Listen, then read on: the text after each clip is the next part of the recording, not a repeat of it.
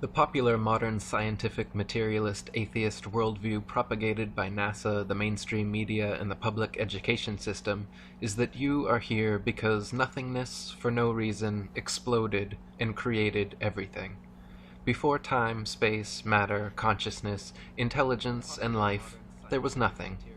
Then the nothingness exploded, and instead of destroying things like every other explosion ever, this explosion created things, created everything.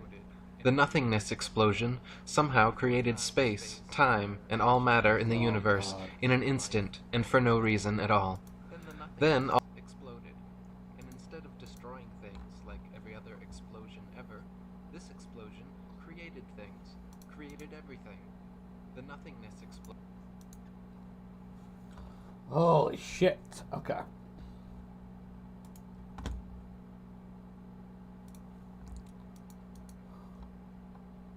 All of the creationary explosive debris flying outward at over 670 million miles per hour for 14 billion years culminated to create you.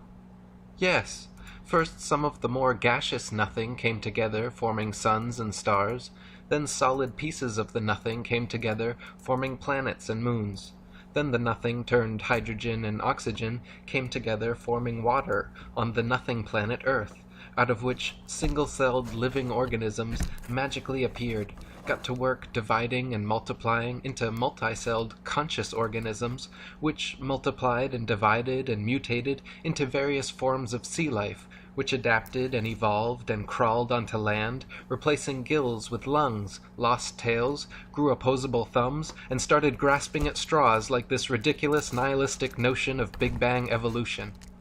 This anti-God materialist theory of evolution has been staunchly protected by the infallibility of science for over 150 years, but in actual fact, just as science has failed to find one true, valid proof that Earth is a ball spinning around the sun, scientists have failed to discover a single piece of evidence that the material world is a product of blind chance evolution. Furthermore, Big Bang evolution actually requires and presupposes many other claims which have already been proven false in previous chapters, such as the plurality of worlds, Newton's theory of gravity, Einstein's theory of relativity, stars being distant suns, and Earth being a planet, not a plane. Harun Yahya wrote, "Evolutionary theory claims that life started with a cell that formed by chance.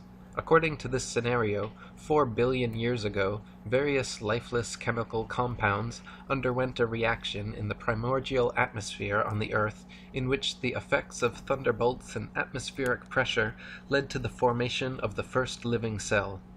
The first thing that must be said is that the claim that inanimate materials can come together to form life is an unscientific one that has not been verified by any experiment or observation.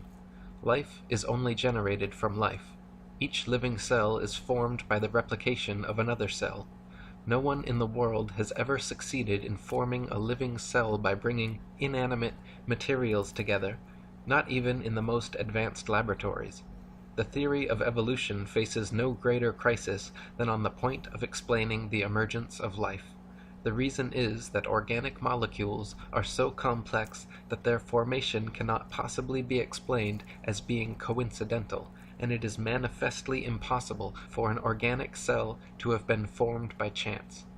How could all the interconnected and compartmentalized components, the cell wall, the cell membrane, the mitochondria, proteins, DNA, RNA, ribosomes, lysosomes..." Okay, well, start off and address some of these points.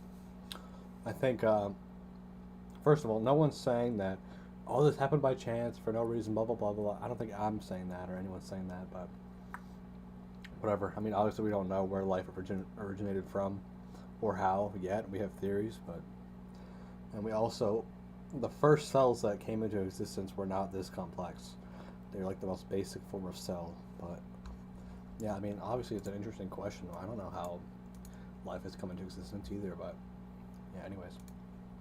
Cytoplasm, vacuoles, nucleus, and other cell parts magically come together and create conscious, intelligent life from unconscious, dead matter. Just making one average-sized protein molecule is already composed of 288 amino acids of 12 varying types, which can be combined to 10 to the 300th power different ways. Of all those possibilities, only one forms the desired protein molecule, and there are over 600 types of proteins combined in the smallest bacterias ever discovered. Astronomer Fred Hoyle compared the odds that all the multifaceted and multifunctional parts of a cell could coincidentally come together and create life analogous to a tornado sweeping through a junkyard and assembling a Boeing 747 from the materials therein. Hoyle wrote that if there were a basic principle of matter which somehow drove organic systems toward life, its existence should easily be demonstrable in the laboratory. One could, for instance, take a swimming bath to represent the primordial soup, fill it with any chemicals of a non-biological nature you please, pump any gases over it or through it you please, and shine any kind of radiation on it that takes your fancy. Let the experiment proceed for a year, and see how many of those 2,000 enzymes, protein produced by living cells, have appeared in the bath. I will give the answer, and so save all the time and trouble and expense of actually doing the experiment. You will find nothing at all, except possibly for a tarry sludge composed of amino acids and other simple organic chemicals. Even if scientists placed all the chemical substances necessary for life in a tank, applied to them any processes of their choice, and waited for billions of years, not a single living cell could or would ever form.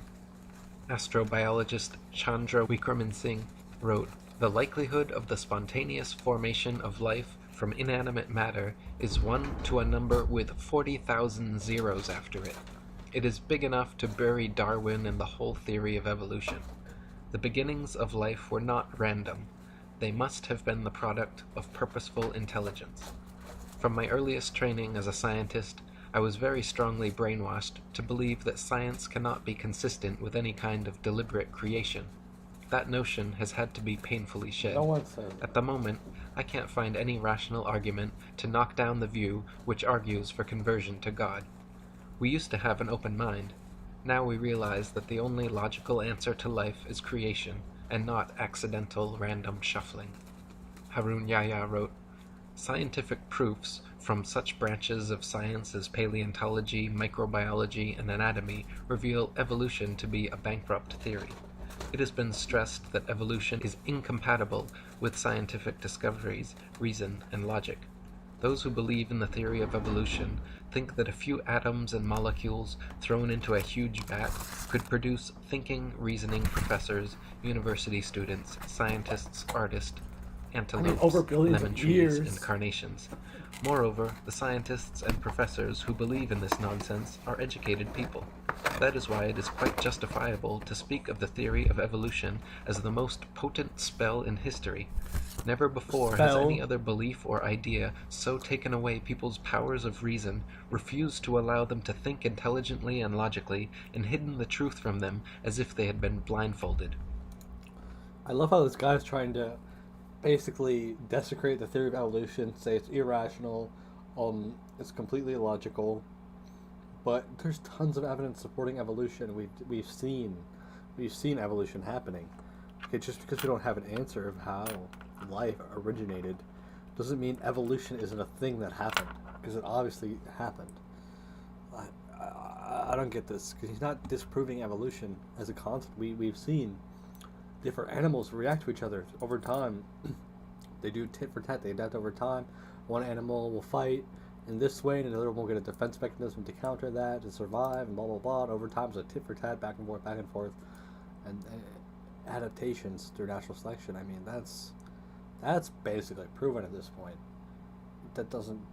Obviously, we don't have answers for the origination of life, okay, but... I don't know. Consciousness, life, the beautiful diversity, complexity, and interconnected Attributes the complexity and diversity of life to intelligence, but does not identify others with the God of any religious faith. ness of nature and the universe simply could not be the result of some random coincidental physical phenomenon. If the likelihood of life forming from inanimate matter is 1 to the 10 to the 40,000th power, then those are precisely the magnificent odds against which the universe could be unintelligently designed. Even the simple formation of DNA and RNA molecules are similarly beyond the reach of chance to come together, equivalent to 1 times 10 to the 600th power, or 10 with 600 zeros afterwards. Such a mathematical improbability actually so closely borders the impossible that the word improbable becomes misleading. Mathematicians who regularly work with these infinitesimally small numbers say anything beyond 10 to the 50th power should be considered, for all intents and purposes, impossible. Dr. Leslie Look, Orgel.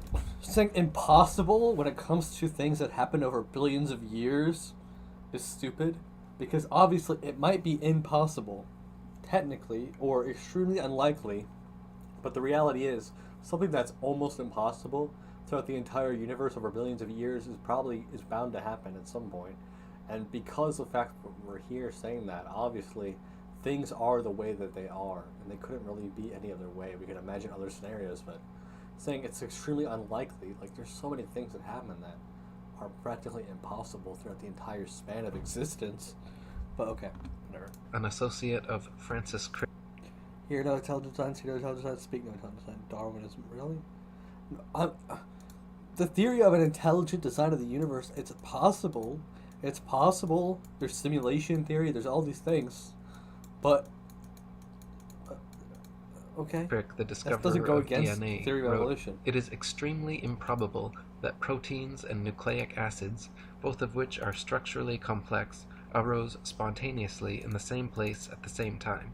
Yet it also seems impossible to have one without the other.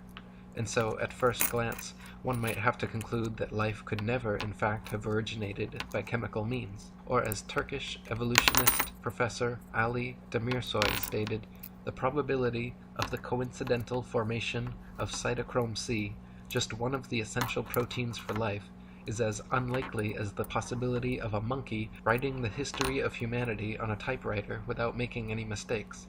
Some metaphysical powers beyond our definition must have acted in its formation." That's so dumb.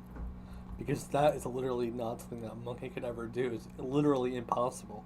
That's a stupid comparison. Okay, whatever. Harun Yahya wrote, "Let us suppose that millions of years ago a cell was formed which had acquired everything necessary for life, and that it duly came to life. The theory of evolution again collapses at this point, for even if this cell had existed for a while, it would eventually have died, and after its death, nothing would have remained, and everything would have been reverted to where it had started. This is because the first living cell, lacking any genetic information, would not have been able to reproduce and start a new generation. Life would have ended with its death. The genetic system does not only consist of DNA. The following things must also exist in the same environment: enzymes to read the code on the DNA, messenger RNA to be produced after reading these codes, a ribosome to which messenger RNA will attach according to this code, transfer RNA to transfer the amino acids to the ribosome for use in production, and extremely complex enzymes to carry out numerous intermediary processes. Such an environment cannot exist." I would rather have questions that can't be answered than answers that can't be questioned. Okay.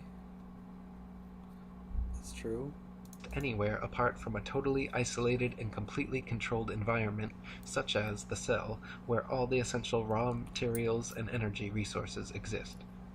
The Big Bang theory is easily proven false, as the nature of explosions is to destroy, to break things down into their constituent parts, increasing chaos and decreasing order. Explosions simply do not and cannot create things, causing disparate... Okay, this is a misunderstanding the Big Bang theory. Okay, first of all, the Big Bang theory is something that we've observed that has happened. That some kind of explosion, it didn't create a thing. There was a singularity of infinite mass, or whatever the fuck the mass was, or something that fucking exploded. And there was like all this radiation and energy and shit. Nothing was created from the Big Bang theory. Parts it was released. Energy was released. Combine into more ordered wholes, as the Big Bang theory contends. Similarly, the theory of evolution is proven false by entropy, the second law of thermodynamics. It is a fact that systems left to their own devices tend to become corrupted, disordered, and dispersed over time. All things, living or not, wear out, deteriorate, and decay. They do not spontaneously come together over time in incredibly implausible combinations, creating Okay, what he's saying right here doesn't make any fucking sense. But okay. diverse, complex, and beautiful living forms. Thus, the theory of evolution is in direct opposition to the law of entropy. Alright, let's just... Law of entropy.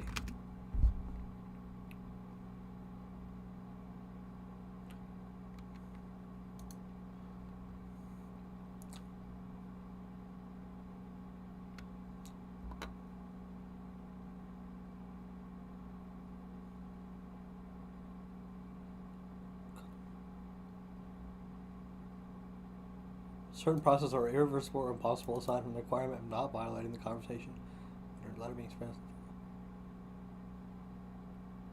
The entropy of isolated unless spontaneous evolution cannot decrease with time, as they always arrive at a state of thermodynamic equilibrium where the entropy is highest.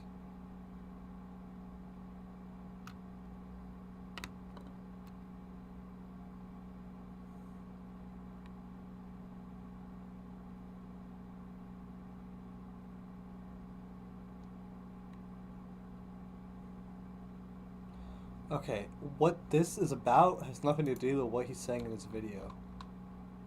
But, okay. Evolution supposes things become more ordered, more structured, and more complex over time. But from rust to mold to rotting corpses, nature is everywhere at odds with such a notion. Furthermore, according to the Le Chatelier principle in chemistry, life could not have been formed in the sea as evolutionists allege anyway, since the peptide bond created by amino acid chains produces water molecules. It is not possible for such a reaction to take place in a hydrous environment. Harun Yahya wrote, "Organic matter can self-reproduce only if it exists as a fully developed cell with all its organelles in an appropriate environment where it can survive, exchange materials, and get energy from its surroundings. This means that the first cell on Earth was formed all of a sudden, together with its amazingly complex structure. What would you think if you went out hiking in the depth of a thick forest and ran across a brand new car among the trees? Would you imagine that various elements in the forest had come together by chance over millions of years and produced such a vehicle? All the parts in the car are made of products such as iron, copper, and rubber, the raw ingredients for which are all found on the Earth. But would this fact lead you to think that these materials had synthesized by chance and then come together and manufactured such a car?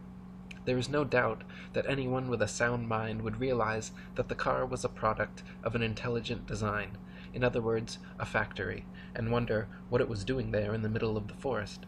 The sudden emergence of a complex structure in a complete form, quite out of the blue, shows that this is the work of an intelligent agent. An extraordinarily complex system like the cell is no doubt created by a superior will and wisdom. In other words, it came into existence as a creation of God. Many facets of nature are far too complex. Okay, this guy just made an assertion that it had to be created by God. Come on, dude, you don't know that? Specialized and perfect to have arisen simply due to blind chance changes over time. For example, the eye. Who's to say that there's not another universe that created this one, and we're just inside of a box, inside of a different universe? And like, who's to say? But why are you trying to make claims? With its various parts and mechanisms, all working together with the brain producing the sharpest, clearest 3D color images imaginable. Even the most advanced cameras and plasma screens ever produced by humans cannot provide an image as perfect in detail and clarity as our own eyes. That's not true. Charles Darwin, the originator of the theory of evolution himself, admitted that the thought of the eye made him cold all over, as he knew what an impassable obstacle the eye presented for his theory. And it is the same with ears and audio equipment. For over a century, many thousands of researchers, scientists, and engineers have been working in factories across the world trying to produce sharper, clearer audio and video playing and recording devices, never coming close to the capabilities and perfection of the human ear and eye. Harun Yahya wrote, Look at the book you read, your hands with which you hold it, then lift your head and look around you. Have you ever seen such a sharp and distinct image as this one at any other place? Even the most developed television screen produced by the greatest television producer in the world cannot provide such a sharp image for you. This is a three-dimensional, colored, and extremely sharp image.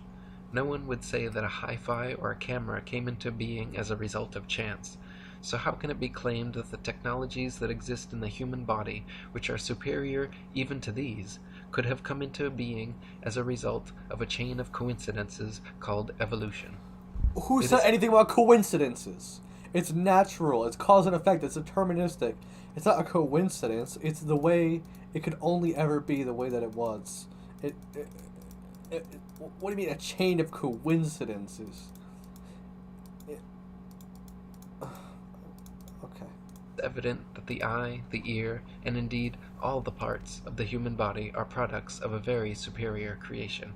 Charles Darwin, in his Origin of Species, the veritable Bible of atheist materialists, stated that, if my theory be true, numberless intermediate varieties, linking most closely all of the species of the same group together, must assuredly have existed. Consequently, evidence of their former existence could be found only amongst fossil remains. Darwin himself knew no such transitional forms had been discovered, and hoped that they would be found in the future. He even admitted in his Difficulties on Theory chapter that these missing intermediate forms were the biggest stumbling block for his theory. He called it the most obvious and gravest objection which can be urged against my theory. Harun Yahya wrote, "According to the theory of evolution, every living species has emerged from a predecessor. One species which existed previously turned into something else over time, and all species have come into being in this way. According to the theory, this transformation proceeds gradually over millions of years. If this were the case, then innumerable intermediary species should have lived during the immense period of time when these transformations were supposedly occurring.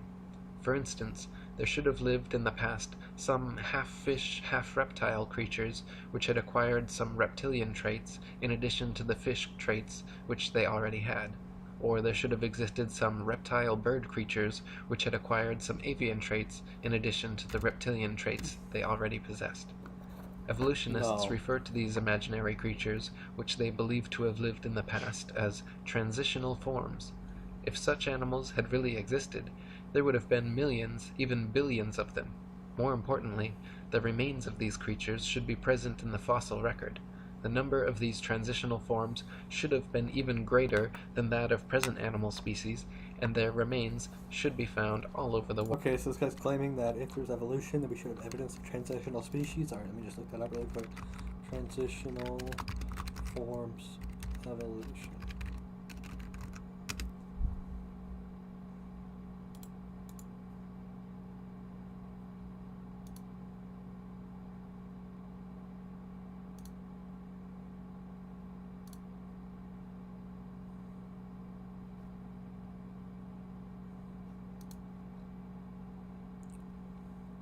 For example,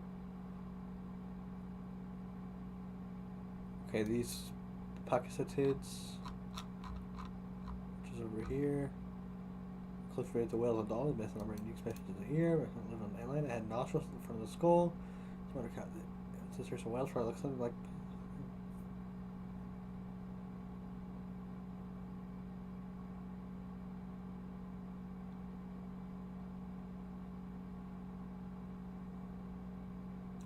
Nostrils at the front, 15 million years ago, nostrils in the middle, at the back. It's like one part of evidence of transitional thing.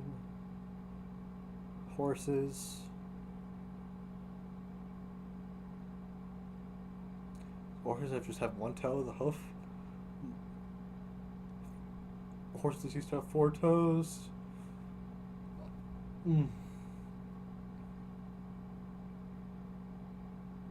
And so from the 4 toes to the 1 toe, there would have to be a transition between that intermediate number of toes. In fact, fossil record contain many examples of these represented by 3-toed Archaeohippus and Parahippus in the tree below. In this case, many other fossils are stronger how major evolutionary changes occurred.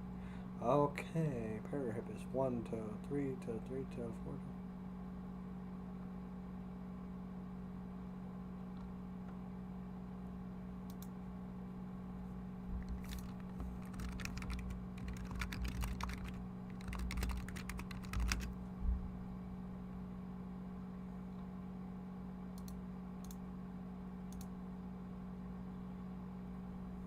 Transitional fossils.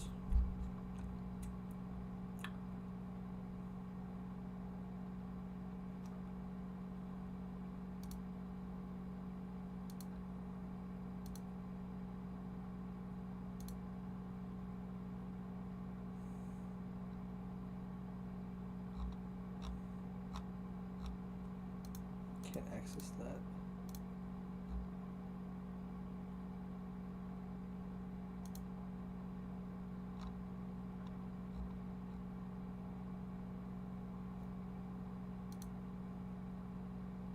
Okay, here's one. Fucking hell.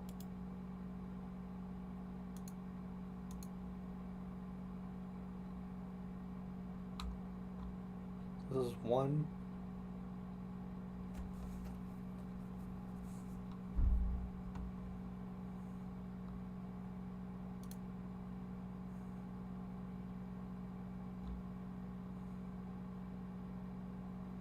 This is a weird one. Holy shit.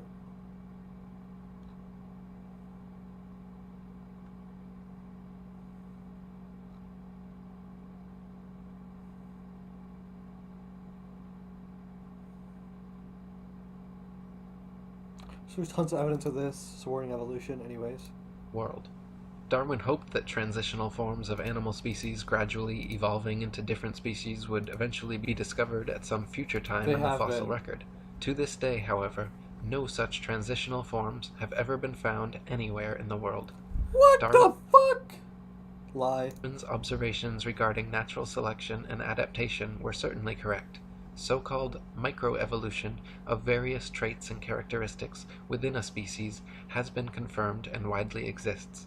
But macroevolution, the supposed transformation from one species into a completely different species, has never been observed. Okay, so he just admitted, yes, we have observed 100% microevolution where species will adapt a little bit over time. We've observed that on a small scale. So the real question is, when does one species become another? When does small adaptations over time turn into something completely different? It's in the environments they're in. Obviously one will lead to the other. I mean, okay, whatever. And no evidence of such evolution exists anywhere in the fossil record. Colin Patterson... Hang on, being followed by monkeys? That's the dumbest fucking shit ever. Because obviously the transition from monkeys to humans was like thousands of fucking millions, I don't know how fucking long years. So this is just like some cringe shit though. Senior paleontologist for the British Museum of Natural History and an ardent evolutionist, even he admits that Darwinists must concede natural selection has never been observed to actually cause anything to evolve. He said, "No one has ever produced a species by mechanism of natural selection. No one has ever got near it, and most of the current argument in neo-Darwinism is about this question." Harun Yahya wrote, "Even in the most scientific books about evolution, the stage of transition from water to land, one of the unexplainable points of evolution, is given in such simplicity that they do not prove to be believable even for children. According to evolution, life began in water, and the first developed animals on Earth were fish. According to the story, one day fish species developed the ability to climb out of the water and moved on land. One day they just climbed out of water. Like, come on, that's not what happened. The theory continues that fish which chose to live on land had feet instead of fins, and lungs instead of gills. In most of the books about evolution, nobody explains why the transition occurred. Even in the most scientific sources, writers suddenly jump to conclusions like, "and transition from water to land occurred," without providing a satisfactory answer regarding how the process worked. And I agree that we don't have full information or satisfactory answers for everything. That doesn't mean you throw away all the evidence and theories we have. These is just the evidence that we have and the conclusions that we can draw and the best theories we have to describe this shit. But it's It's not like it's a complete fucking facade. It's all, a lot of it's true. There's evidence for so much of this. This is our best understanding of how things are. Yet, how did this transformation occur? It is obvious that a fish cannot survive out of water for more than 1 or 2 minutes. If we assume that a drought really existed, as claimed by evolutionists, and fish were for some reason drawn to lands, then what would happen to fish even if this process lasts for 10 millions of years? The answer is straight. Fish leaving the water would inevitably die in a few moments. Even if this process lasted for 10 million years, the answer would still be the same. All fish would die one by one. Nobody would dare say, maybe after 4 million years, some of the fish suddenly acquired lungs while they were trying to survive. This would no doubt be an illogical assertion.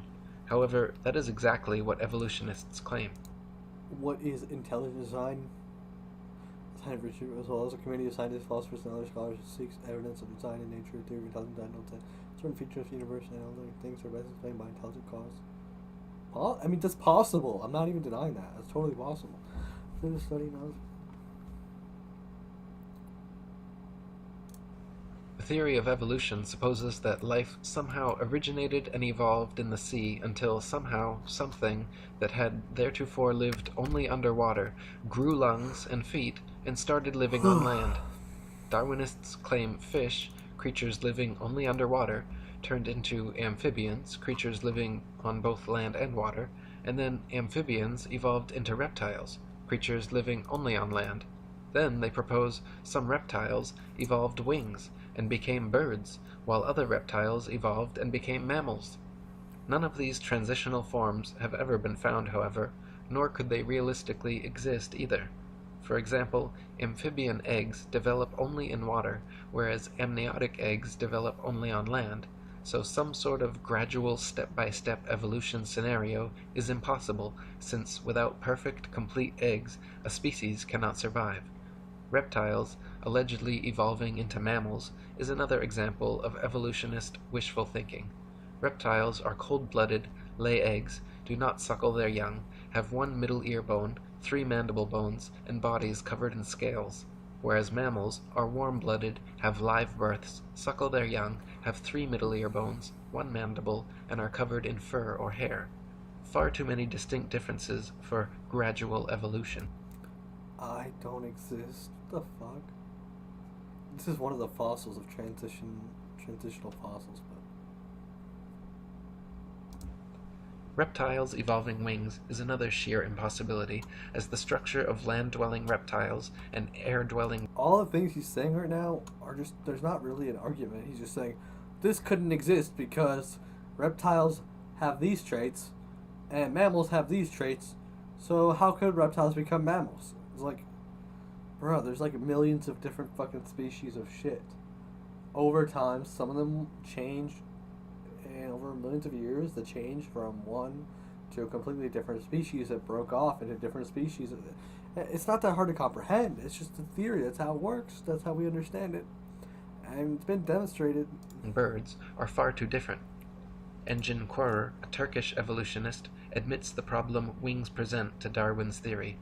The common trait of the eyes and the wings is that they can only function if they are fully developed. In other words, a halfway developed eye cannot see. A bird with half-formed wings cannot fly. How these organs came into being has remained one of the mysteries of nature that needs to be enlightened. Harun Yahya wrote, although it is cloaked in the guise of science, the theory of evolution is nothing but a deceit defended only for the benefit of materialistic philosophy, a deceit based not on science but on brainwashing propaganda and fraud. It's not brainwashing propaganda. Obviously, we don't understand about everything about evolution, how it works, blah, blah, but I mean, these are the best explanations we have, and we learn over time. It's not like there's some intentional fucking lie propaganda. It's so cringe. Like, yeah, we don't understand a lot of this shit. We don't have an amazing understanding of how everything works, so we're probably going to update shit over time as we learn more. The theory of evolution is a theory that fails from the very first step. The reason is that evolutionists are unable to explain even the formation of a single protein. Neither the laws of probability nor the laws of physics and chemistry offer any chance for the fortuitous formation of life. Does it sound logical or reasonable, when not even a single chance-formed protein can exist, that millions of such proteins combined in order to produce the cell of a living thing, and that billions of cells manage to form and then come together by chance to produce living things? C.S. Lewis. Supposing there was no intelligent by the right broken mind in that case, companies that aren't taking it's merely that one atom to miscall.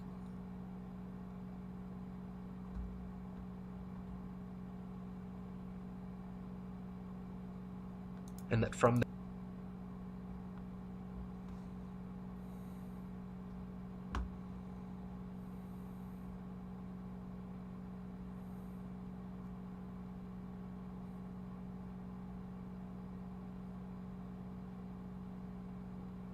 them generated fish, and that those that passed to land turned into reptiles, birds, and that this is how all the millions of different species on Earth were formed? They have never found a single transitional form, such as a half-fish, half-reptile, or half-reptile, half-bird, nor have they been able to prove that a protein, or even a single amino acid molecule composing a protein, could have formed under what they call primordial Earth conditions. Not even in their elaborately equipped laboratories have they succeeded in doing that. Darwin's theory is a concept that concerns not only biology, chemistry, astronomy, and metaphysics, but actually formed the basis for a new political outlook as well. Within a very short time, this new progressive political attitude was redefined as social Darwinism, and as many historians have suggested, social Darwinism became the ideological basis of fascism, communism, and eugenics. Darwin's idea of natural selection and survival of the fittest were central to the insane ideologies of many of the 20th century's worst mass murderers, including Mao, Stalin, Lenin, Trotsky, Marx, and Pol Pot. Charles Darwin himself was a blatant racist who elucidated in his book The Descent of Man how blacks and aborigines, due to their inferiority to Caucasians, would be done away with by the civilized races in time. Freemasonic records state that Charles Darwin's grandfather, Erasmus Darwin, was a philosopher, scientist, and physician who advanced ideas on evolution back in the 18th century. Before coming to Derby in 1788, Dr. Darwin had been made a Mason in the famous time-immemorial lodge of Canongate Kilwinning No. 2 of Scotland. He also maintained close connections to the Jacobin Masons. He's trying to connect the Star of David to the Freemasons, which are completely separate. And now he's connecting Obama to it with Charles Darwin in France, and Adam Weishaupt's Illuminati. I mean, this is... Sir Francis Darwin and Reginald Darwin, two of his sons, were also made Masons in Tyrian Lodge No. 253 at Derby.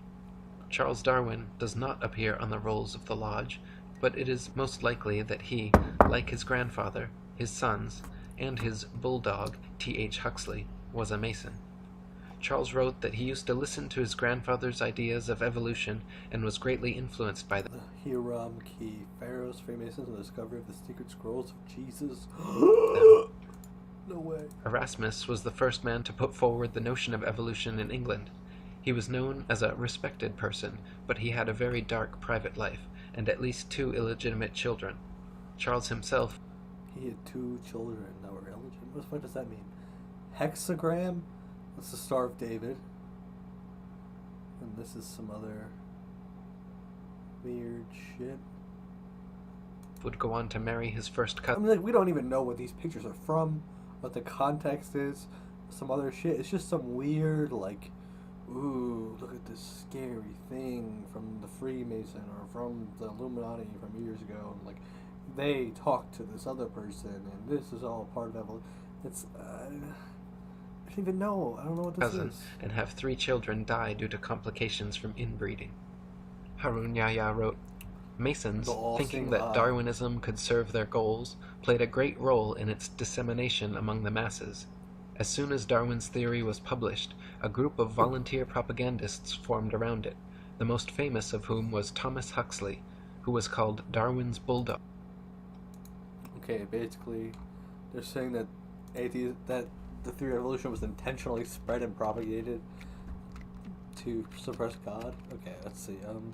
What was that guy's name? Thomas Buckley? Huxley, whose ardent advocacy of Darwinism... Thomas Huxley? Was that his name? Thomas Huxley? Now they're getting into even bigger claims.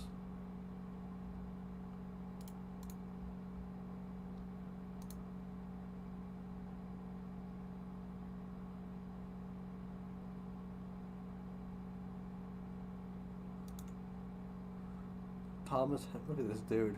This is 1825 to 4th of May 25 to 29th of June 1895. English biologist, anthropologist. Okay. Anthropology is the investment in humans. Oh, yeah, okay. Comparative anatomy has become known as Darwin's pool.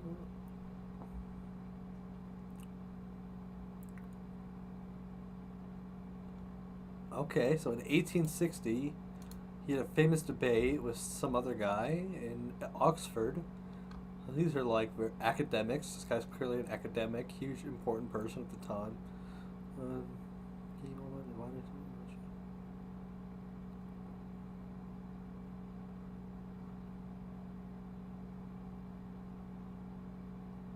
Some thinks Spanish were debate with African. Okay.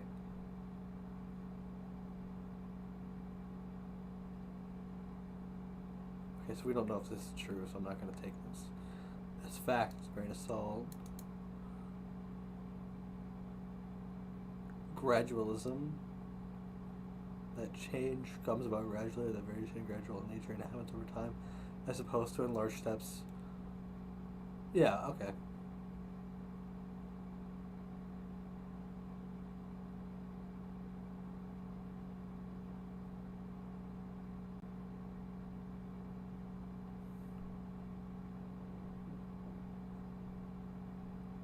Okay, this guy also created the term agnostic. Interesting. Instrumental in developing scientific education in Britain, he fought against the more extreme versions of religious tradition. Huxley coined the term agnosticism in 1869 and elaborated in 1889 to define the nature of claims in terms of what is knowable and not. Okay, interesting.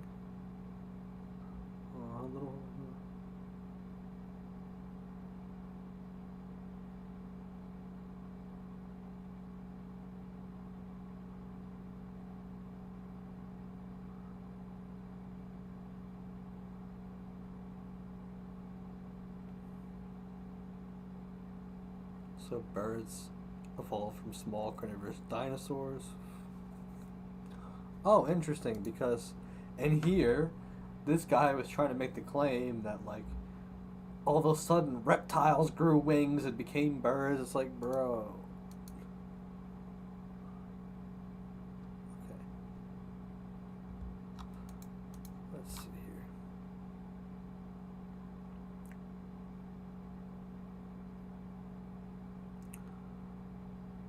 I guess dinosaurs were the first theropods.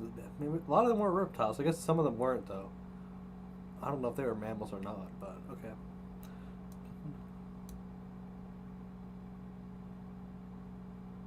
See, controversial activity in favor of evolution. So this video that we're watching, conspiracy video, is trying to frame it as these guys are all affiliated with the Freemasons and they're working together to spread evolution. I just want to see, like, I get the narrative this is drawing here. Okay. Can I go back 10 seconds?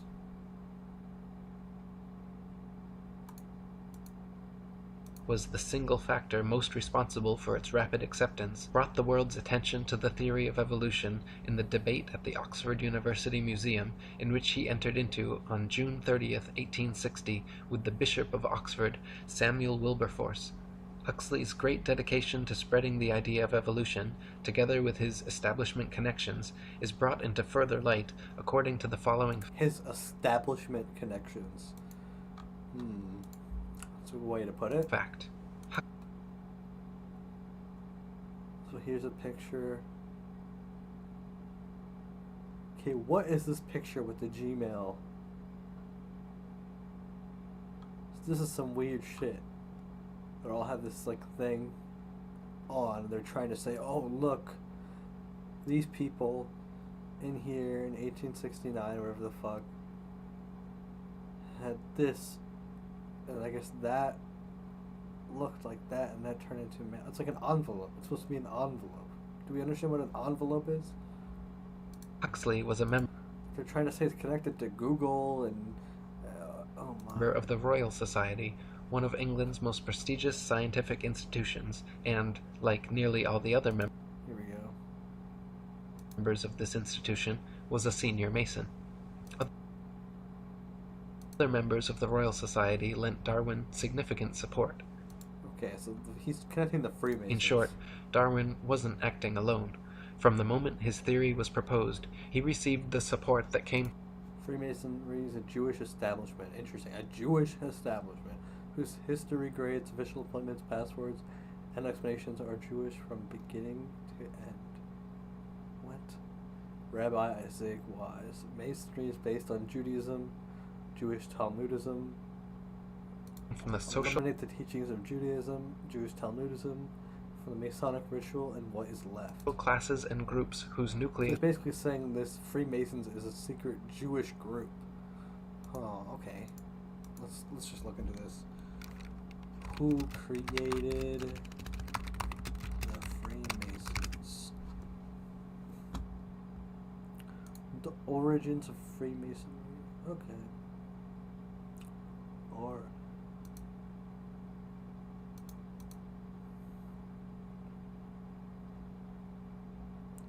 other well-known Masons founding America included John Hancock, John Sullivan, Baron Frederick von Steuben, Nathaniel Green,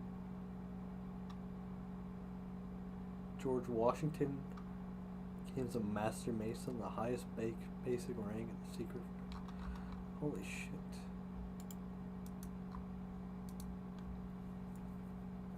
Our obscure Christian craft that's also called occurred over time between the first.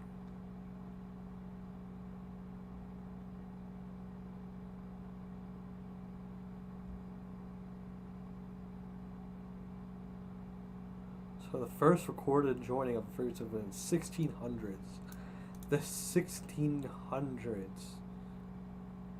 That's in Edinburgh, but we don't know if that's the creation of it though. Okay. This website is Digital History, Digital Encyclopedia. Oh, okay. Fundamentally a self-improvement volunteer association that teaches moral, intellectual, and spiritual lessons through 3 initiation ceremonies. Freemasonry's 3-degree are modeled after a craftsman progress.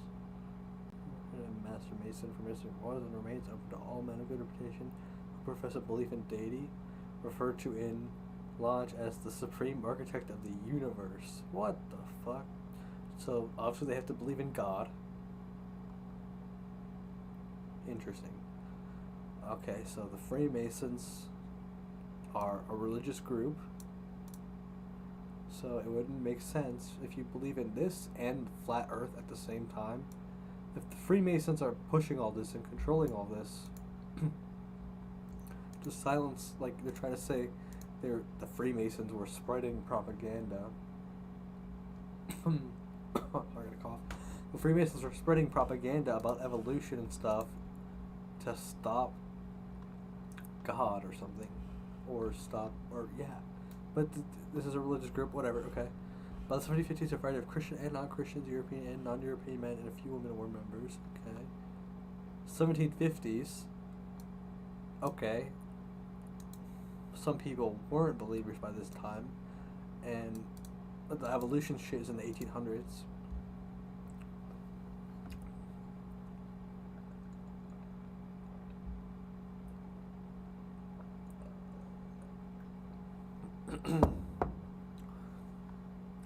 Political, commercial, and intellectual elites gathered within a lodge with aristocratic and later royal patronage. Freemasonry evolved into the preeminent fraternal organization of the 18th century. Holy shit. Yeah, this basically sounds like a group where all the elites of society, or, intellectuals and stuff, or at least not all of them, obviously, but at least like a lot of them.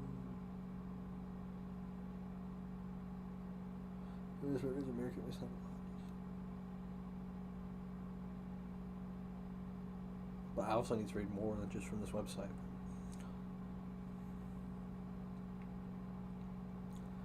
The earliest records of them are in Philadelphia in 1732.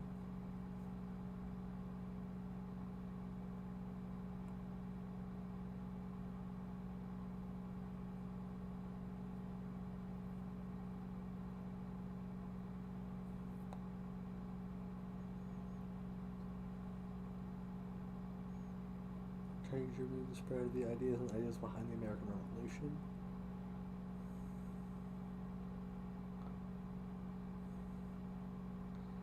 Interesting. So the Masons in America were hugely contributing to America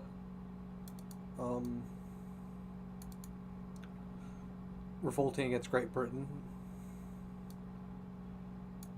No taxation without representation, whatever. The colonies, 13 colonies, right? Masons of note included George Washington, Benjamin Franklin.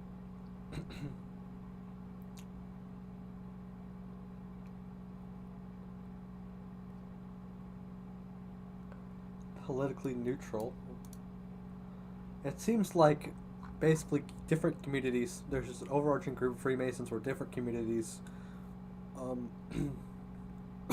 had groups of people who had high reputation within their cities, and so they can collaborate together to do more do more good in their communities, or work together for stuff. So it's not just only like a group that elites join, but it was all throughout different cities and communities. Let's see here.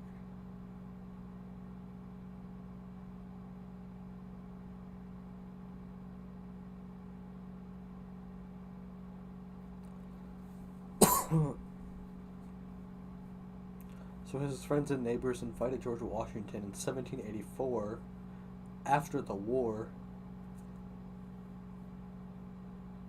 Alexander Washington was elected as an honorary member.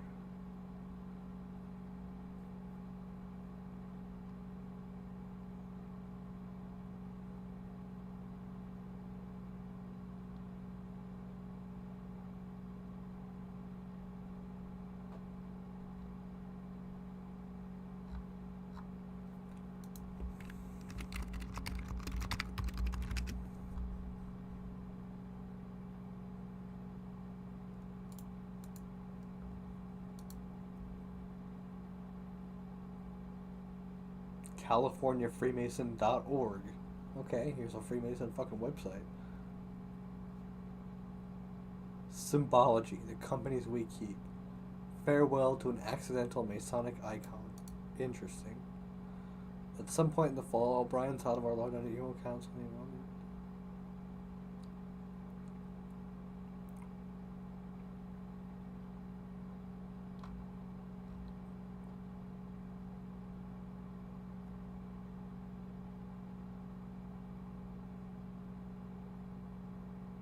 Los Angeles area graphic designer, especially corporate branding.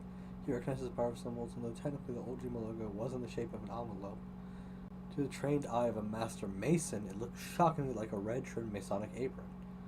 It wasn't the only well-known logo over the years that at least seemed to pay homage to the Freemasonry. I was first assigned for that storage of pencil papers.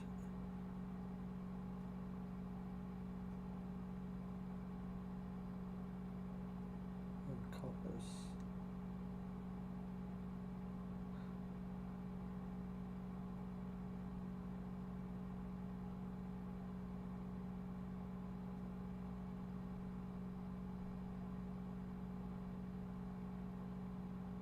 Clouds, look at the clouds, you might see a dinosaur. He says we all perceive things based on our experience.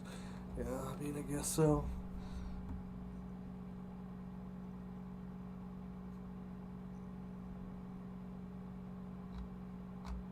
That's why you have all these conspiracy theories. Yeah. I mean, it doesn't seem to be that connected, but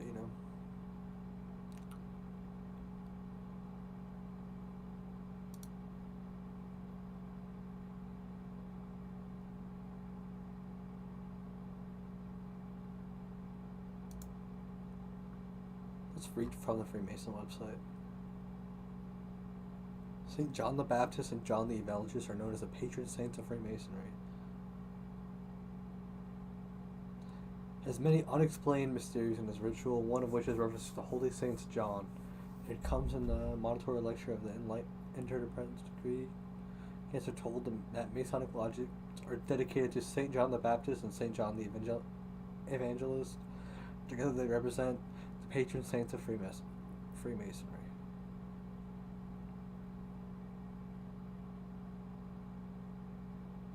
The closest thing they have to a Masonic holiday are the feast days of the two saints. St. John the Baptist feast day is celebrated in the summer, June 24th, and St. John Evangelist, December 27th.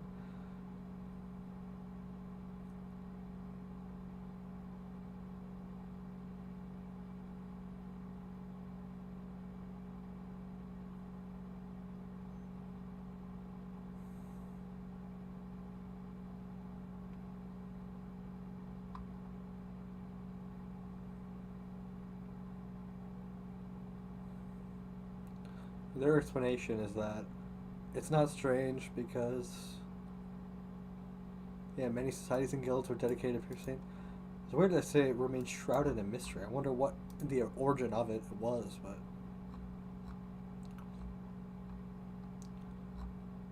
I don't know much about St. John or the Baptist or Evangelist, but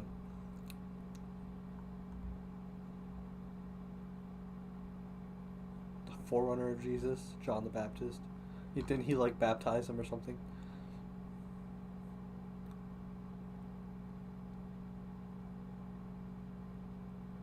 The brother of James is the Apostle John. He's coming on. And he wrote Gospel of John, New Testament, sure.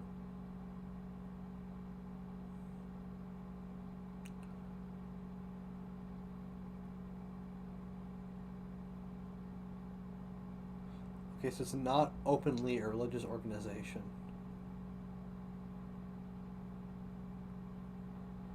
It has always been open to members of all religions and faiths. However, the world in which it was born, in Enlightenment era Europe, was largely a Christian one. As a result, many of the symbols of Freemasonry reflect Christian iconography, including a connection to the two saints in Freemasonry.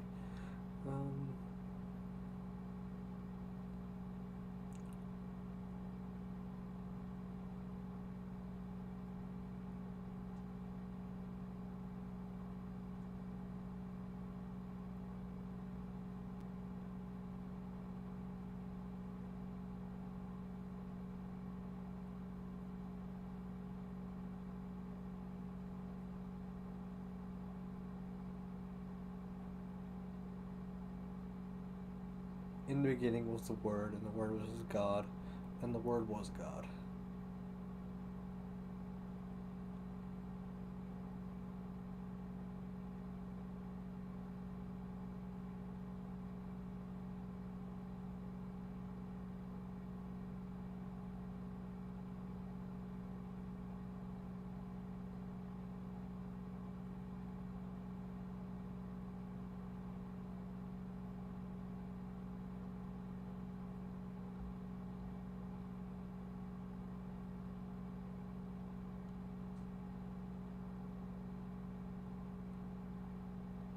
Constitutions of the Freemasons, containing the history, what's that? Charges, regulations, and of the most ancient and right worshipful. Yeah, that's an S. Fraternity. What the fuck? What do they promote?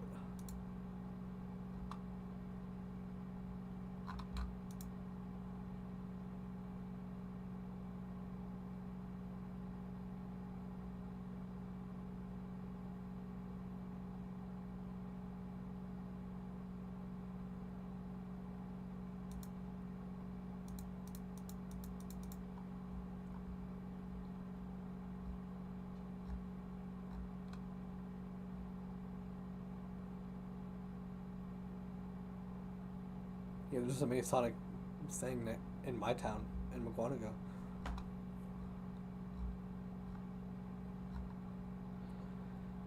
Huh.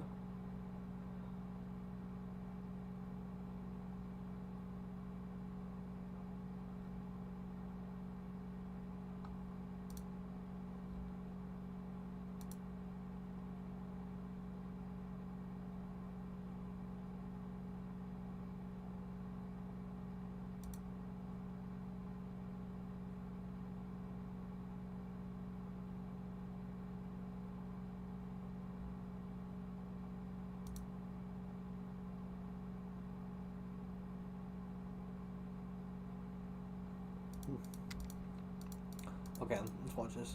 This was made up of But all that, this claim that Freemasonry is a Jewish establishment whose history, grades, official appointments, passwords, and affiliations are Jewish, that's so dumb. Okay, they literally worship the evangelist John and the fucking Saint John or whatever the fuck. And that's in the New Testament. The book of John is in the New Testament. Judaism cares about the Old Testament. They deny the New Testament. So this is just some more random cringe propaganda. Okay? Talmudism. Wait, let me just make sure. What's Talmudism? Talmud.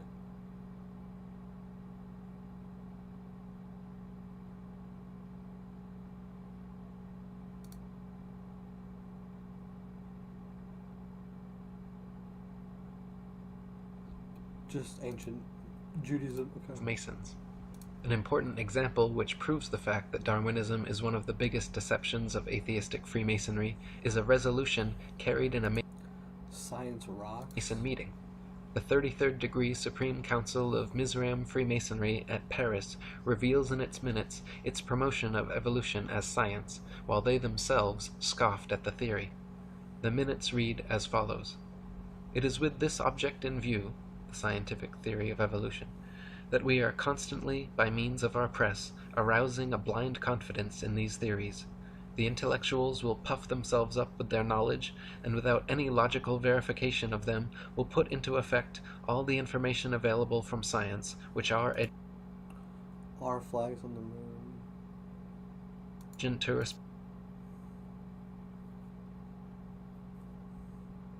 Specialists have cunningly pieced together for the purpose of educating their minds in the direction we want. Do not suppose for a moment. Bro, I love how this whole thing is just, he just goes on and on and on, and the second he says something huge, like, in this meeting in 1879, blah, blah, blah, and then he just goes on to say some crazy shit, and then they're putting these images in the background that have nothing to do with it, and are just, like, random conspiracy images, and there's a million different claims being made at once that you can't fact-check.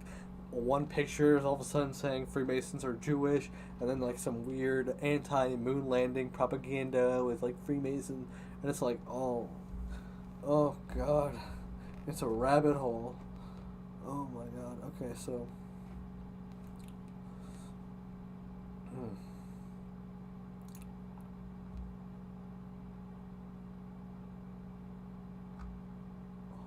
Okay, so what was I going to double check? I need to get the date on what he just said and look up to what he's saying. That these statements are empty words. Think carefully of the successes we arranged for Darwinism. Atheistic Think carefully of the successes we arranged for Freemasonry. So he's reading supposedly a transcript of quotes from this meeting saying that they're directly planning to promote it even though they know it's not true. I really need to look that up because that sounds insane.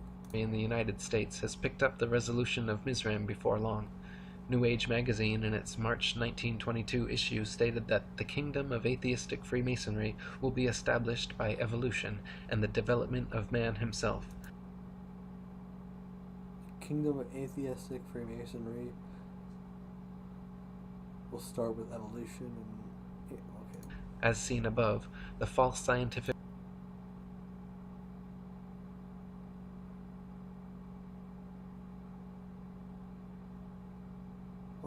What are these pictures? image of evolution. Like, oh, look at, he has a hand. He has a hand. He has a hand. And he has a hand. I don't get it. Is a deception set in the 33rd degree atheist Masonic lodges. Atheist Masons openly admit that they will use the scientists and media which are under their control to present this deception as scientific, which... Okay, he's saying so much shit. I don't know how you can verify this is true. I have to go back to what he said originally. Even they find funny.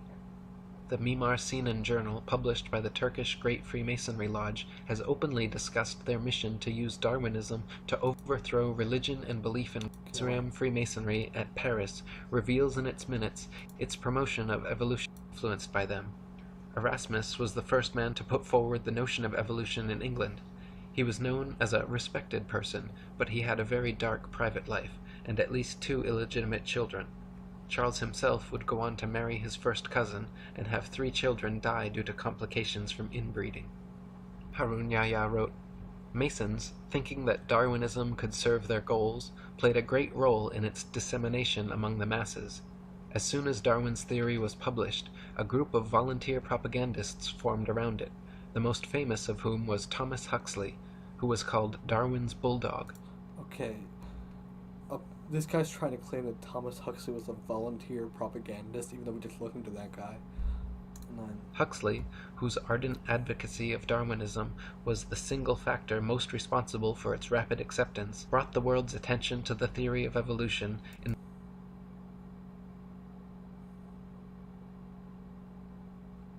the debate at the Oxford University Museum, in which he entered into on June 30th, 1860, with the Bishop of Oxford.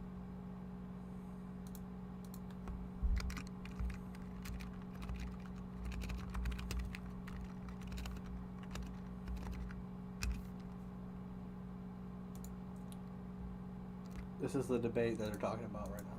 Oxford, Samuel Wilberforce. Huxley's great dedication to spreading the idea of evolution, together with his establishment connections, is brought into further light according to the following fact. Huxley was a member of the Royal Society, one of England's most prestigious scientific institutions, and, like nearly all the other members of this institution, was a senior Mason. Other members of the Royal Society lent Darwin significant support. In short, Darwin wasn't acting alone. From the moment his theory was proposed, he received the support that came from the social classes and groups whose nucleus was made up of Masons. An important example which proves the fact that Darwinism is one of the biggest deceptions of atheistic Freemasonry is a resolution carried in a Mason meeting. The 33rd Degree Supreme Council of Mizraim Freemasonry 33rd Degree Supreme Council, Mizraim.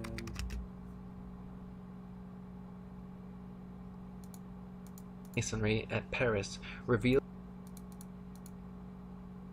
God, like how? in its minutes its promotion of evolution as science, while they themselves scoffed at the theory. The minutes read as follows. Like nearly all the other members of this institution, was a senior Mason. Other members of the Royal Society lent Darwin significant support. In short, Darwin wasn't acting alone. From the moment his theory was proposed, he received the support that came from the social classes and groups whose nucleus was made up of Masons. An important example which proves the fact that Darwinism is one of the biggest deceptions of atheistic Freemasonry is a resolution carried in a Mason meeting. The 33rd Degree Supreme Council of Mizraim Freemasonry at Paris reveals in its minutes its promotion of evolution as science.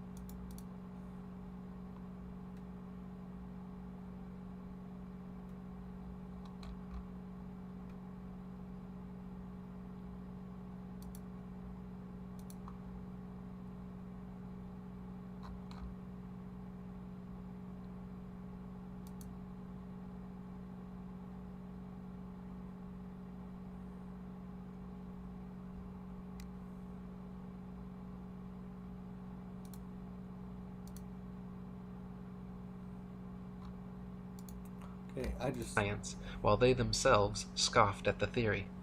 The minutes read as follows. It is with this object in view, the scientific There's literally no way to verify what he's saying. Theory of evolution, that we are constantly, by means of our press, arousing a blind confidence in these theories. The intellectuals will puff themselves up with their knowledge, and without any logical verification of them, will put into effect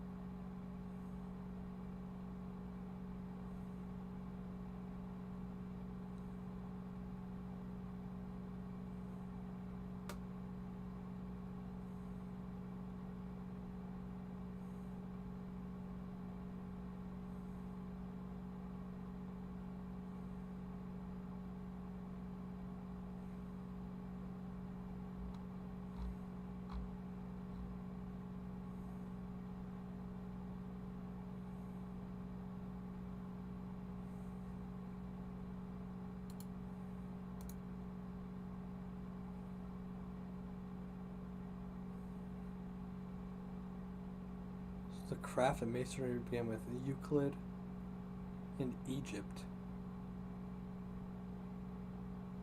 Possibly.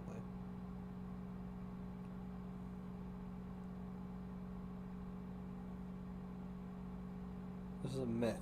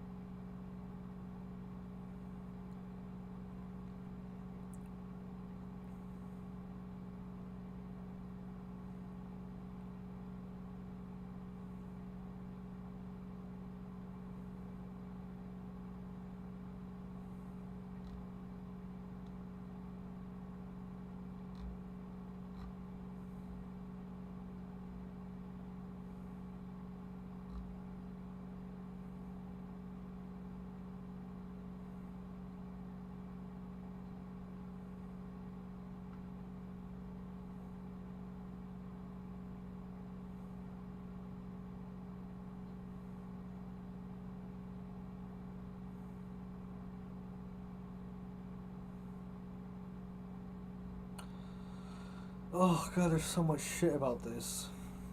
Because there's so many fucking... Like, there's just some fucking random organization. Okay, just whatever.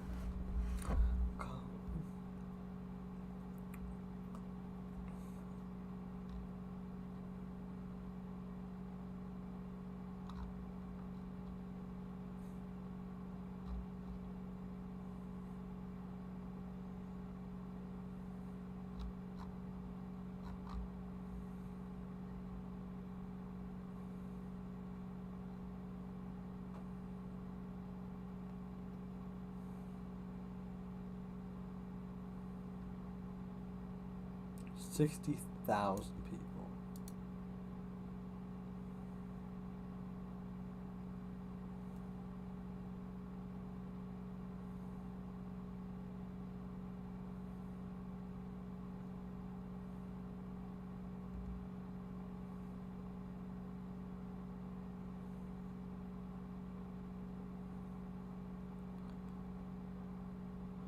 Yeah, sounds like a...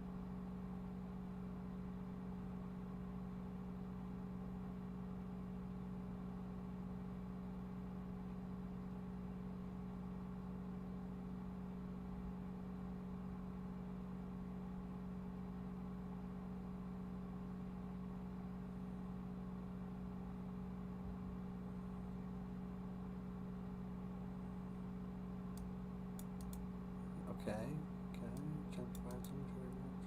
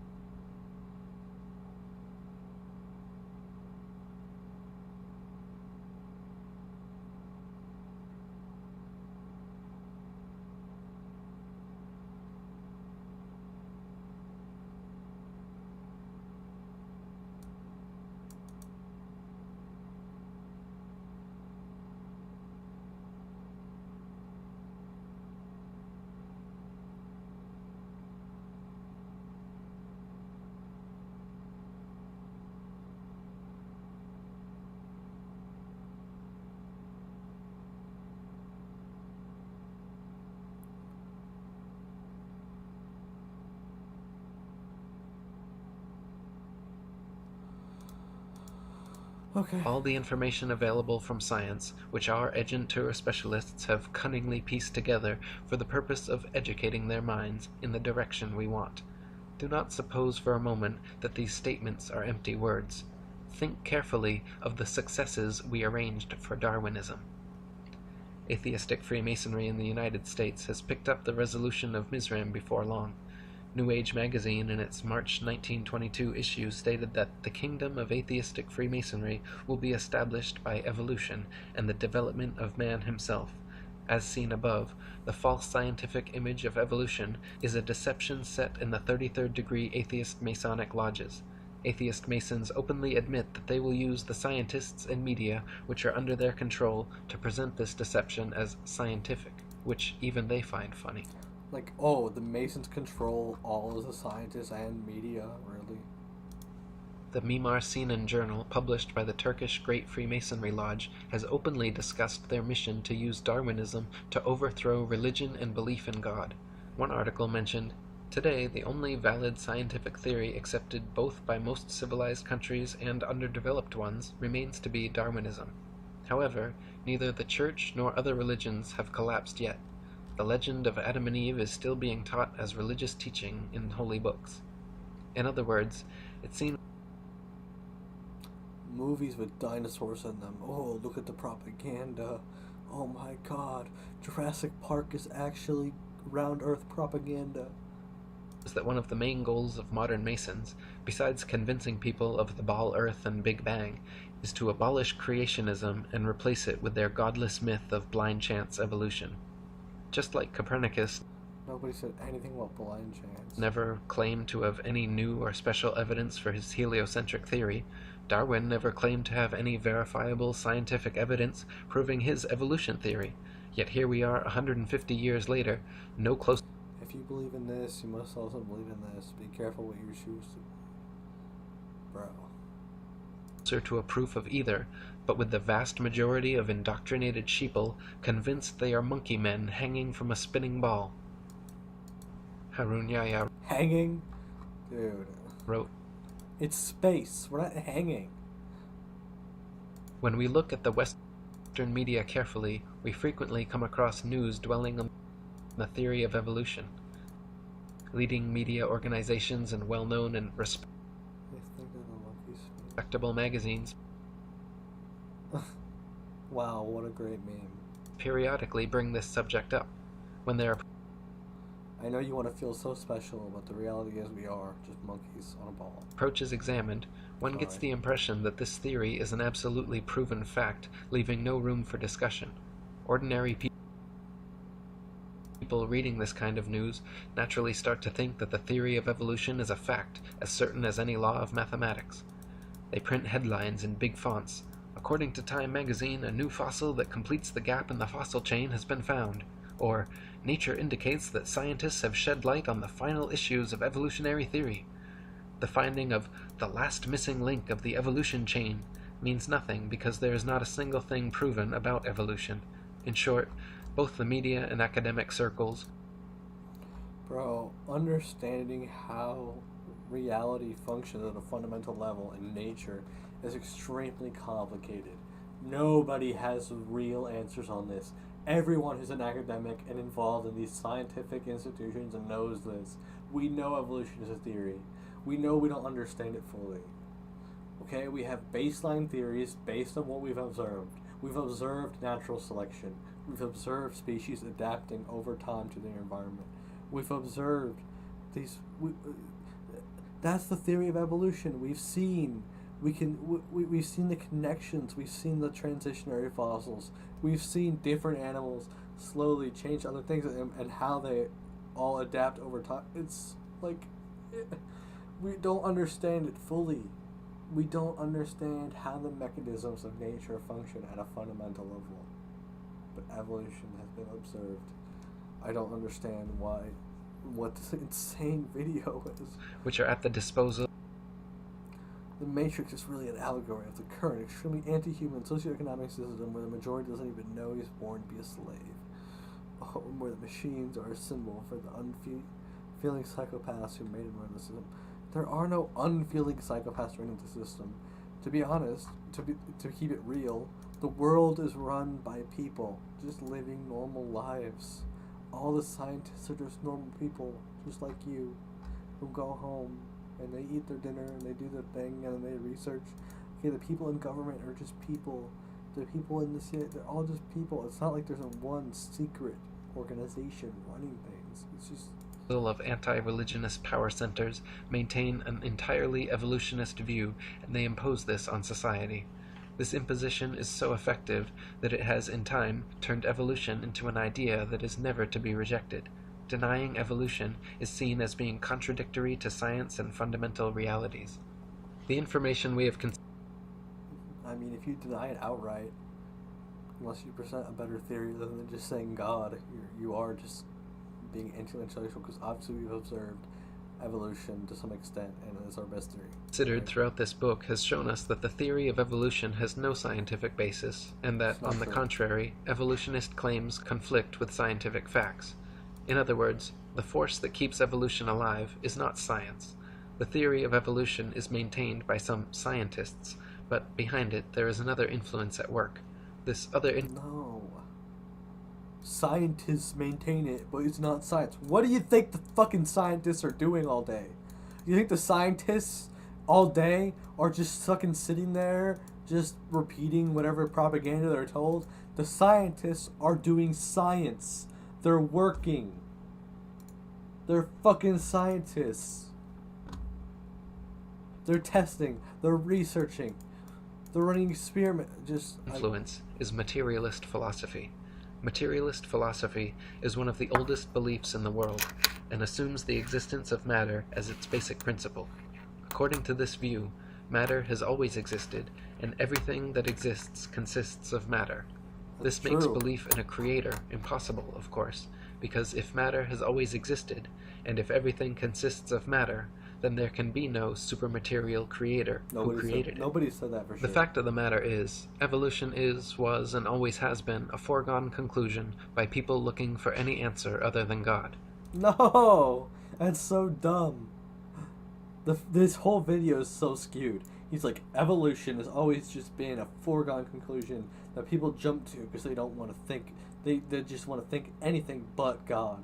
It's like, we don't know. There's no fucking evidence of God. Okay, there's evidence of evolution.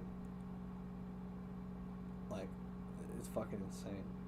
No scientist never said, God disproven by science. Nobody has said that. It's just theories about how the world works, and science changes all the time. No one's saying the current theory and understanding evolution is the end-all be-all of reality, and that any questions about it is fucking... Bruh. I just can't. When you metaphysically exclude the existence of an intelligent, creative consciousness behind the creation of the material world, the only answer left is random happenstance. No one said anything about random happenstance. Have you heard of determinism? Like, it's not random. Everything's cause and effect.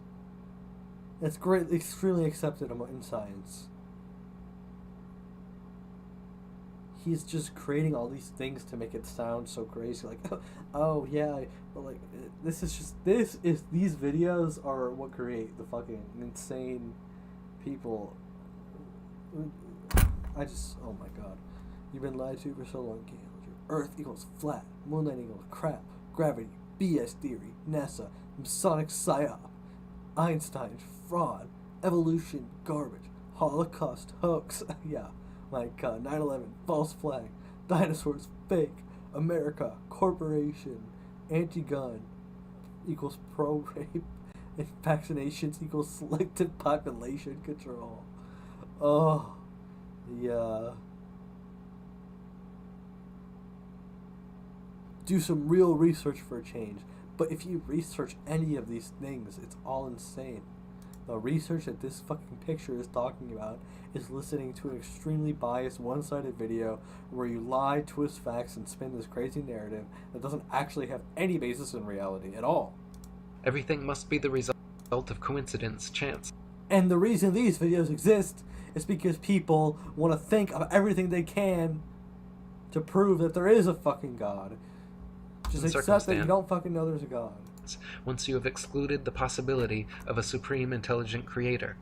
But no matter how diligently it is denied, the truth And you can believe in God and not be fucking insane conspiracy theorists, by the way.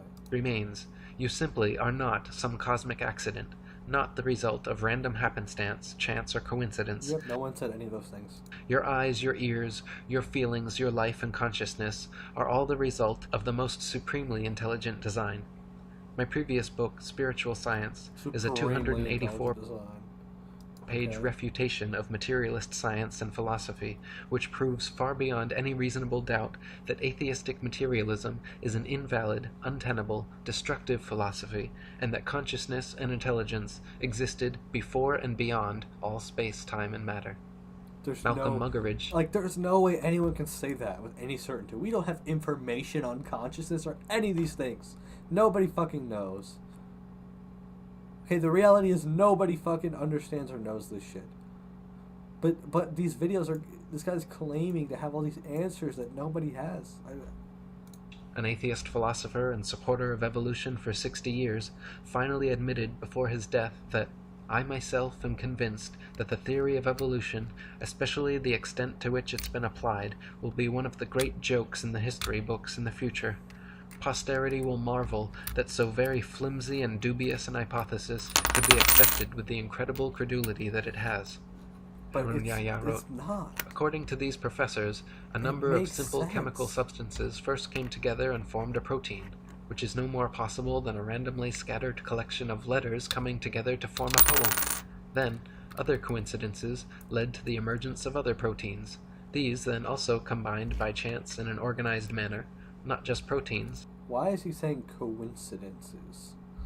But DNA, RNA, enzymes, hormones, and cell organelles, all of which are very complex structures within the cell, coincidentally happen to emerge and come together.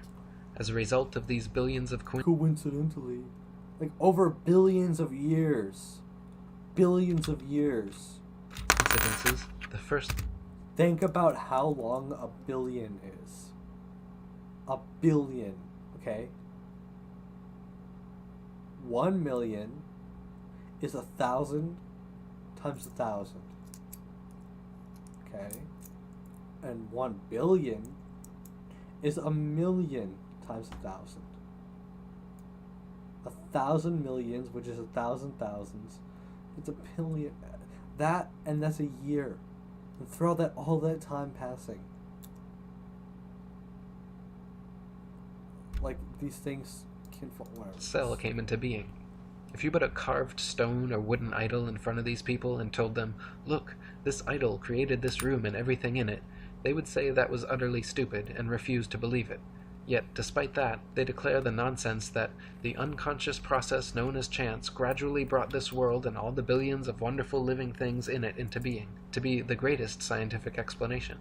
The unconscious process known as chance created everything? Why does it have to be...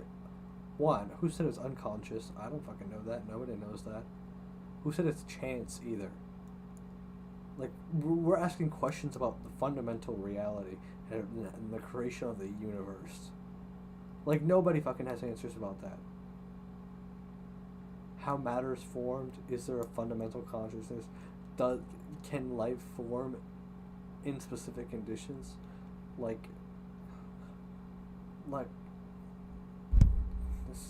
In short, these people regard chance as a god and claim that it is intelligent, conscious, and powerful enough to create living things and all the sensitive balances in the universe.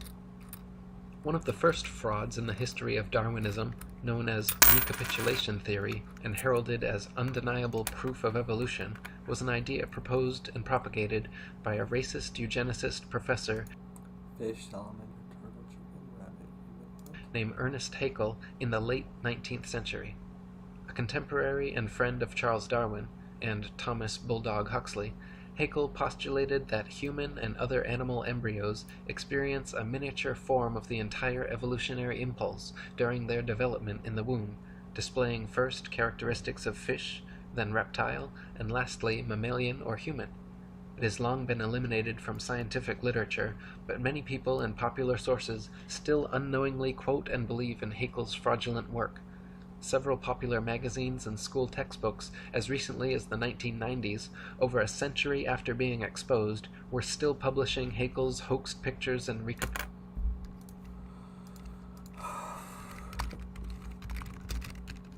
recapitulation, Haeckel.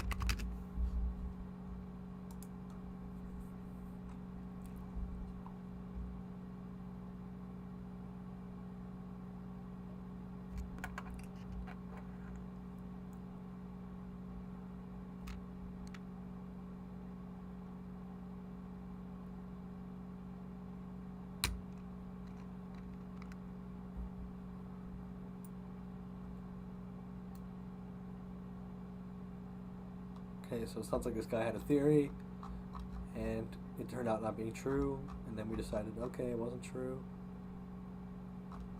Like, bro, we're in the 1800s. Humanity is just learning things over time. We've just learned about bacteria, we learned about cells, evolution is like a high level concept. Okay, science is never, we create theories, we test them, whatever. It's just, okay, whatever. Just recapitulation theory as science fact, Harun Yahya wrote. I don't think it's ever said it was fact. Let's see, did they ever claim it was fact? Okay, it soon gained the status of a supposed biogenetic law.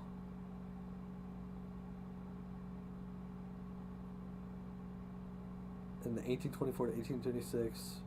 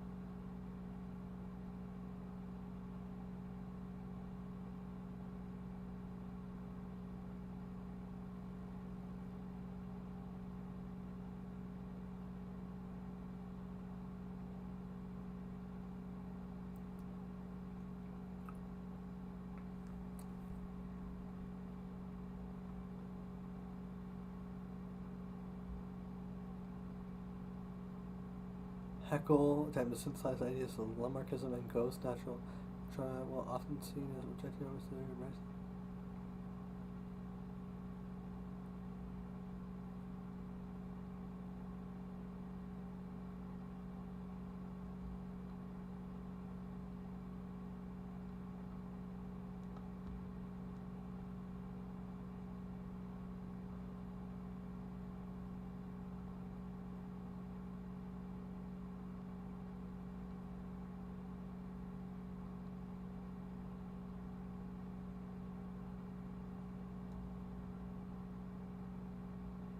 Yeah, this sounds like a theory that definitely didn't hold up.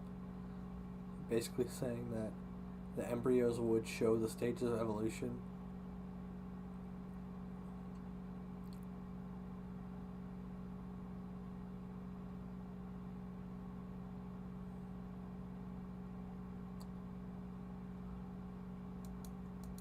It has since been proven that this theory is completely bogus. It is now known that the gills that supposedly appear in the early stages of the human embryo are in fact the initial phases of the middle ear canal, parathyroid, and thymus. The part of the embryo which was likened to the egg yolk pouch turns out to be a pouch that produces blood for the infant. The part that had been identified as a tail by Haeckel and his followers is in fact the backbone, which resembles a tail only because it takes shape before the legs do. Another interesting aspect of recapitulation was Ernest Haeckel himself. a faker who falsified his drawings in order to support the theory he advanced.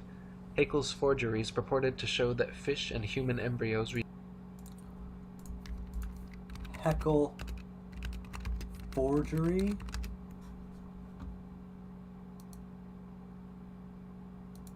Oh, wait. Fucking...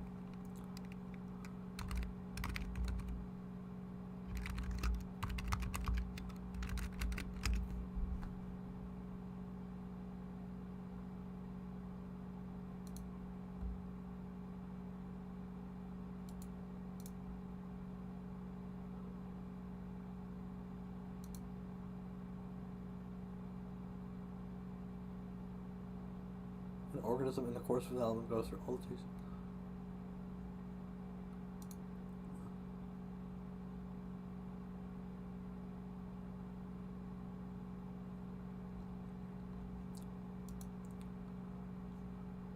I think the fact that this was debunked supports my argument.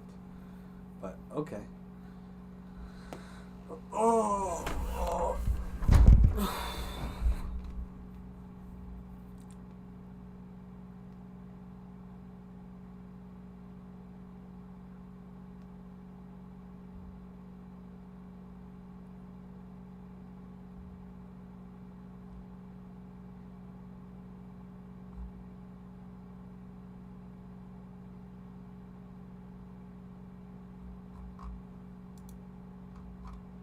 resembled one another.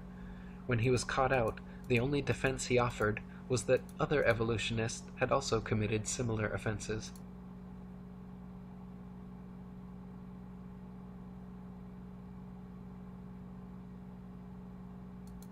Haeckel was charged with fraud by 5 professors and convicted by a university court at Jena, where he admitted that several of his drawings were forgeries, that he was merely filling in missing links where evidence was thin, and that hundreds of his contemporaries were guilty of the same charge.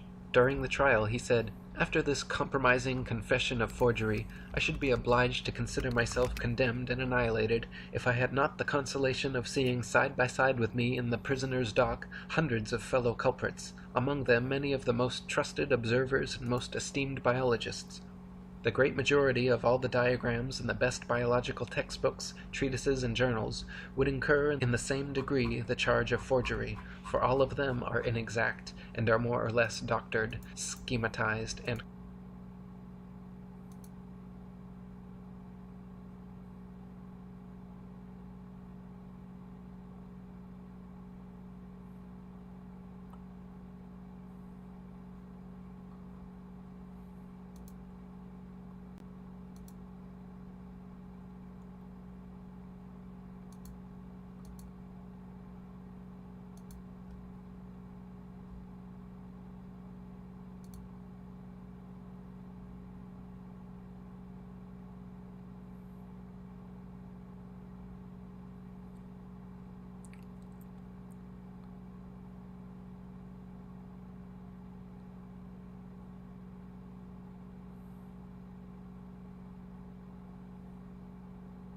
So this whole claim about him being charged for forging evidence to support the evolution theory, and that everyone else was doing it, is completely fake.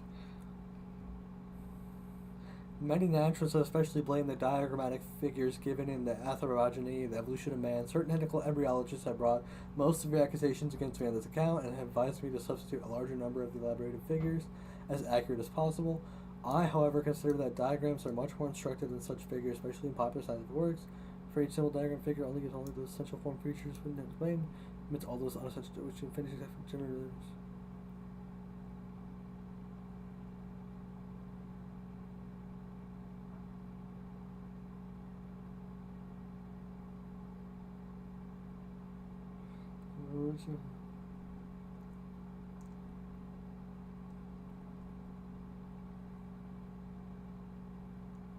This is a common creationist claim against Haeckel for which there seems to be no historical evidence.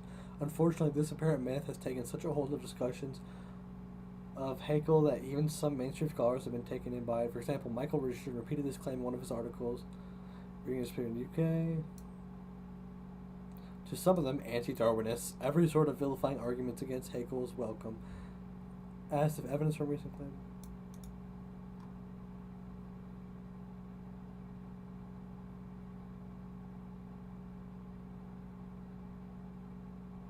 This guy retracted the claim.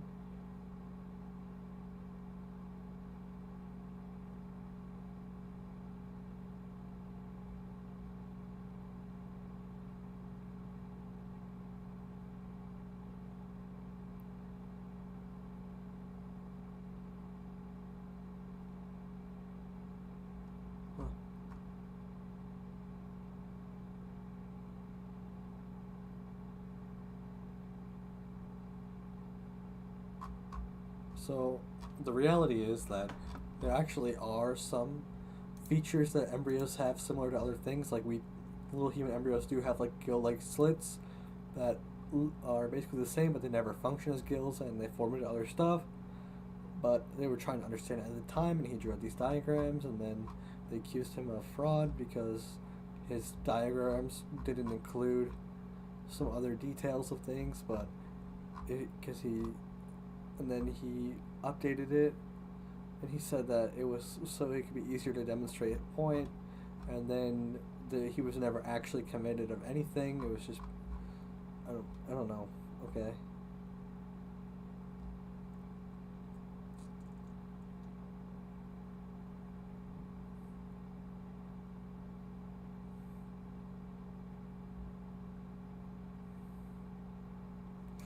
Okay, well that one's just constructed. true.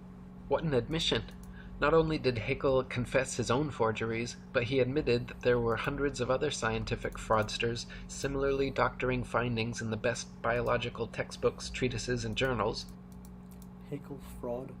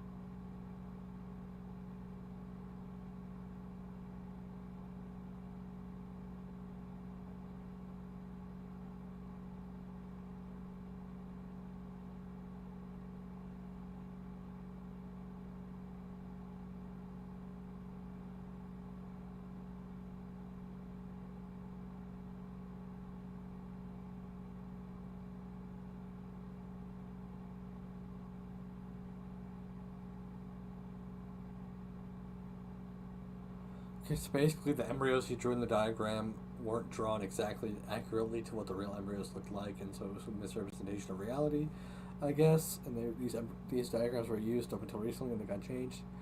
But I think the point of the diagram wasn't to show what the embryos fully looked like. I guess, yeah, I get probably. Huh.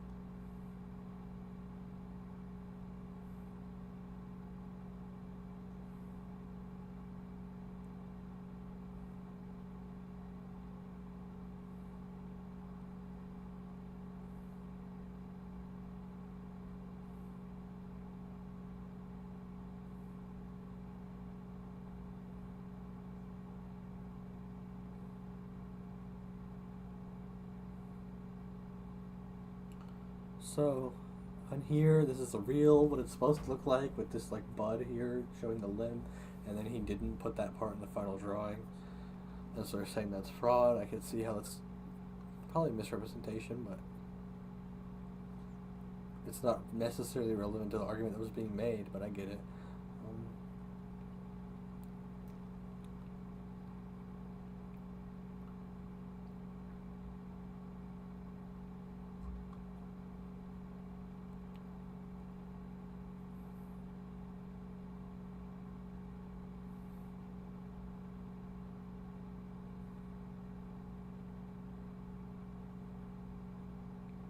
Real image.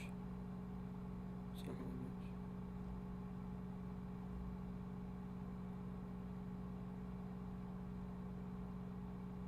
Fish. Salamander. Turtle. Chicken. Rabbit. Human. I think the whole point was that it's clear this theory has been debunked a little bit. Is that the embryos of these things all share similar core features, and that this kind of supports the theory that all evolution stemmed from, core one, like one cell, and couple core species. And then the theory that added on top of that, which was disproven, is that like all the embryos resemble a specific thing at a certain stage of development, which isn't true. They can differ now, but it's a little bit besides the point. But okay, rabbit, chicken, human.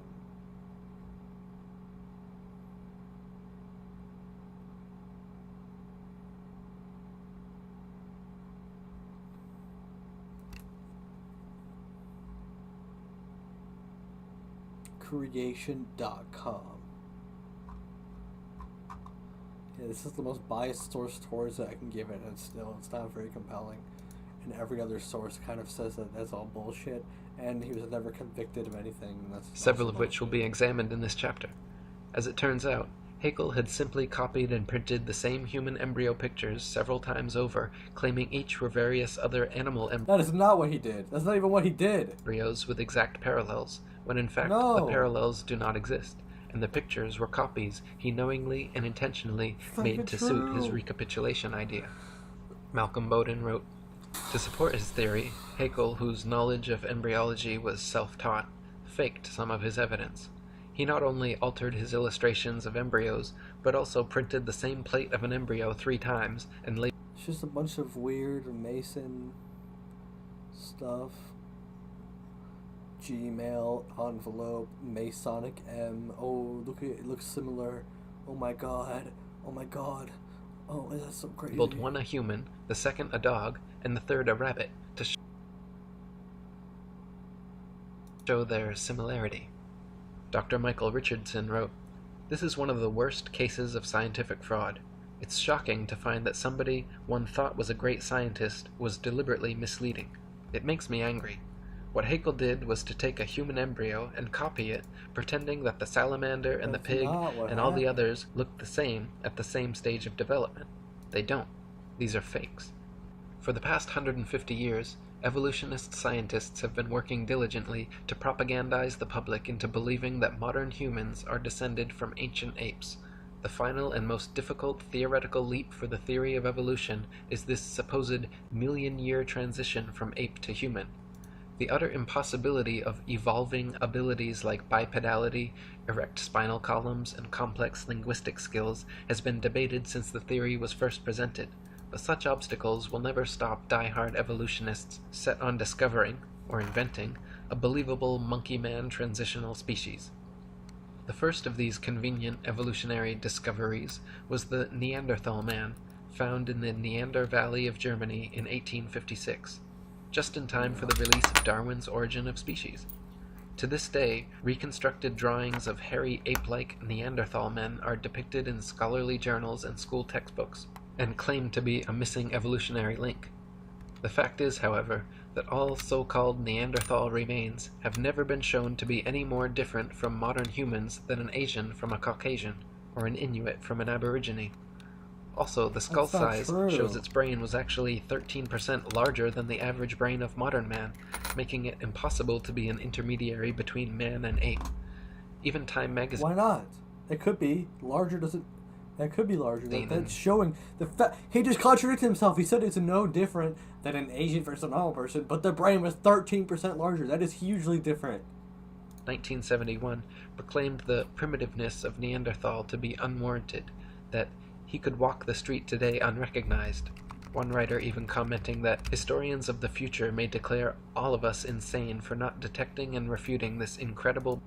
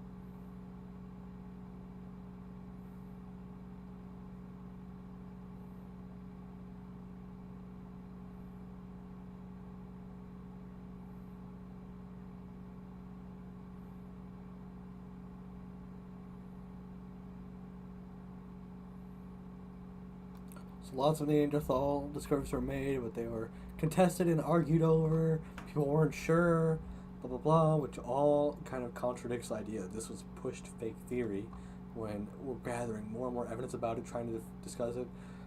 And then by the early 20th century, finally we discover a bunch new, which really solidifies the research, showing that Neanderthals were definitely legitimately a different species.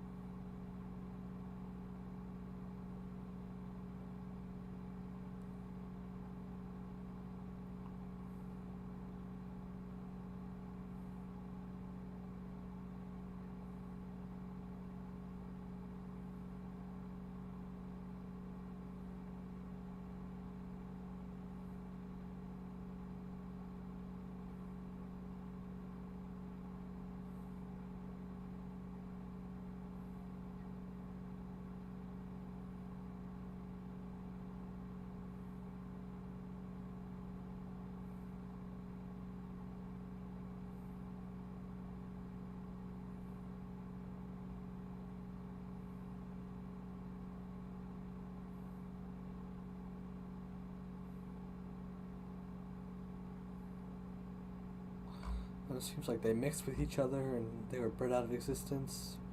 Um,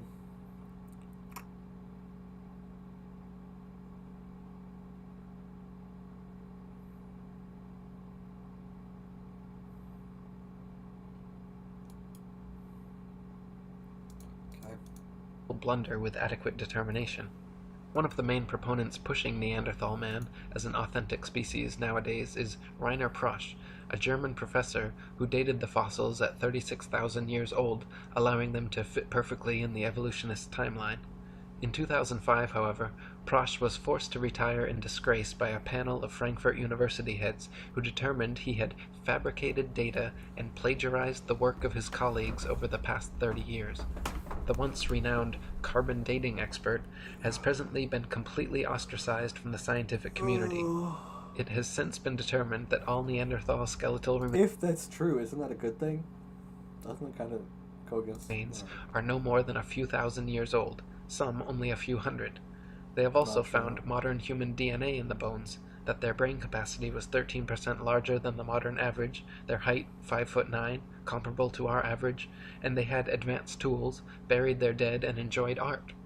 University of Berlin professor Rudolf Virchow, Ernest Haeckel's former professor and the father of modern pathology, back in 1872 concluded the original Neanderthal remains were simply that of an unfortunate Homo sapiens who had suffered childhood rickets, adult arthritis, and was victim to several damaging blows to the head.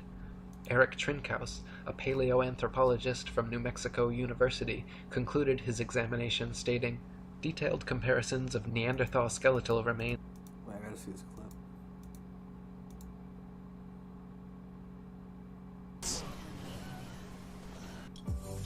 If my internet cut off, I'm going to during the bed. live show, well, we wouldn't have a show anymore, and that is. I'm not so good for fucking sick of this shit. I've never had an interruption. I'm during going the to show bed. This with is Boot Fight. fucking ridiculous. This is outrage. I gotta go to sleep, guys. I'll see you guys later. I don't know if I'm even gonna be able to go to sleep. Holy fuck. All right, guys. I'll be on tomorrow. Peace.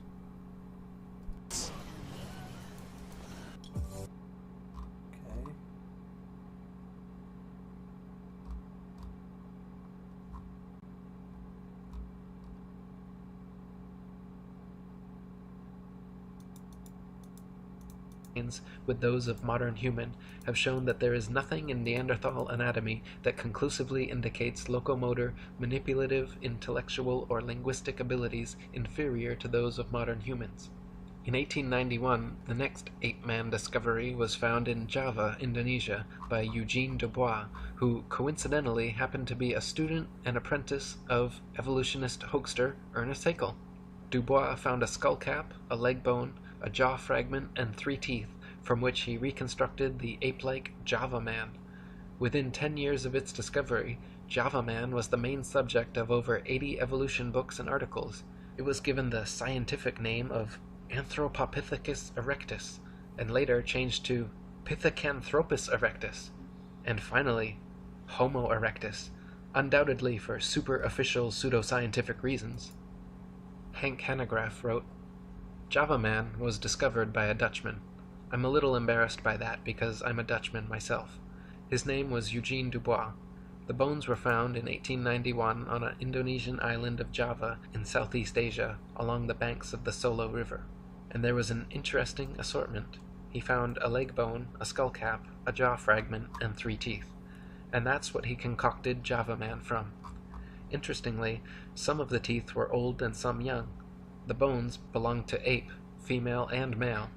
It was an interesting conglomeration, and the reason that people didn't catch on to it is because the find of Dubois was kept from scholars for about 30 years.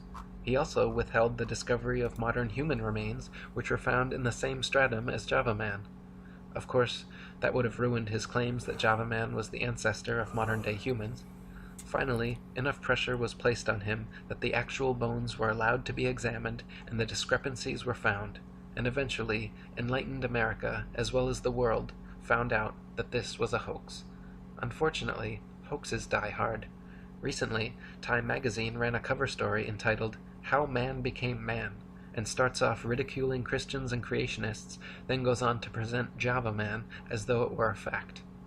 Java Man's teeth were found to be of different ages, and the bones a mixture of human and ape, with a giant gibbon skull. Rudolf Virchow, Haeckel's own professor and the foremost pathology expert of his time, stated, "In my opinion, this creature was an animal, a giant gibbon in fact, and the thigh bone has not the slightest connection with the skull."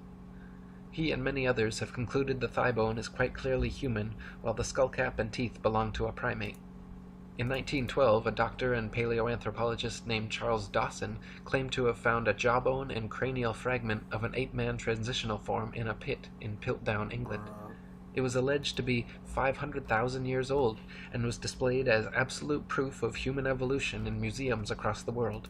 For the next 40 years, scores of scientific articles, artist reconstructions, and over 500 doctoral theses were written about Piltdown Man. Objections and criticisms were raised immediately by contemporaries like Arthur Keith, but managed to be mitigated by Dawson until 1953, when tests proved conclusively that the Piltdown skull was actually human and only a few hundred years old, while the lower protruding jaw was from a recently deceased orangutan. Investigators found that Dawson had artificially worn down the orangutan jaw and that the primitive tools discovered alongside the fossils were imitations Dawson had sharpened with steel implements. Dawson also filled the molar surfaces of the teeth to more resemble those of man and stained all the fossils with potassium dichromate to give them an antiquated appearance. The stains quickly disappeared when dipped in acid. Bro, we have insane amounts of fossil records of these Neanderthals now. We have a ton of them. It's proven. Their brain size are bigger. The size of their limbs are different than normal humans. There are different subspecies of humans. It's just a thing that we have found. And then he's like going into these random shit and making up lies about how he made up this shit. Or saying like one of them was found, but then later we found out it wasn't actually a fucking Neanderthal because it was actually just some kid with like trauma damage or like arthritis. And then some other one was like... So, bro, this is just the reality. This is just the evidence. This is some insane propaganda video. Wilfrid Legrand-Clark, a member of Joseph Weiner's team who uncovered the forgery, stated that the evidences of artificial abrasion immediately sprang to the eye. Indeed, so obvious did they seem that it may well be asked, how was it that they had escaped notice before? Within days, Piltdown Man was removed from the British Museum where it had been on display for 4 decades. Since conclusively being proven a hoax in 1953, many of Dawson's other paleontological finds have also proven to be fakes or planted. In 2003, Dr. Miles Russell of Bournemouth University published the results of an investigation into Dawson's antiquarian collection, concluding that at least 38 specimens were clear fakes, noting that Dawson's entire academic career appears to have been built upon deceit, sleight of hand, fraud, and deception, the ultimate gain being international recognition.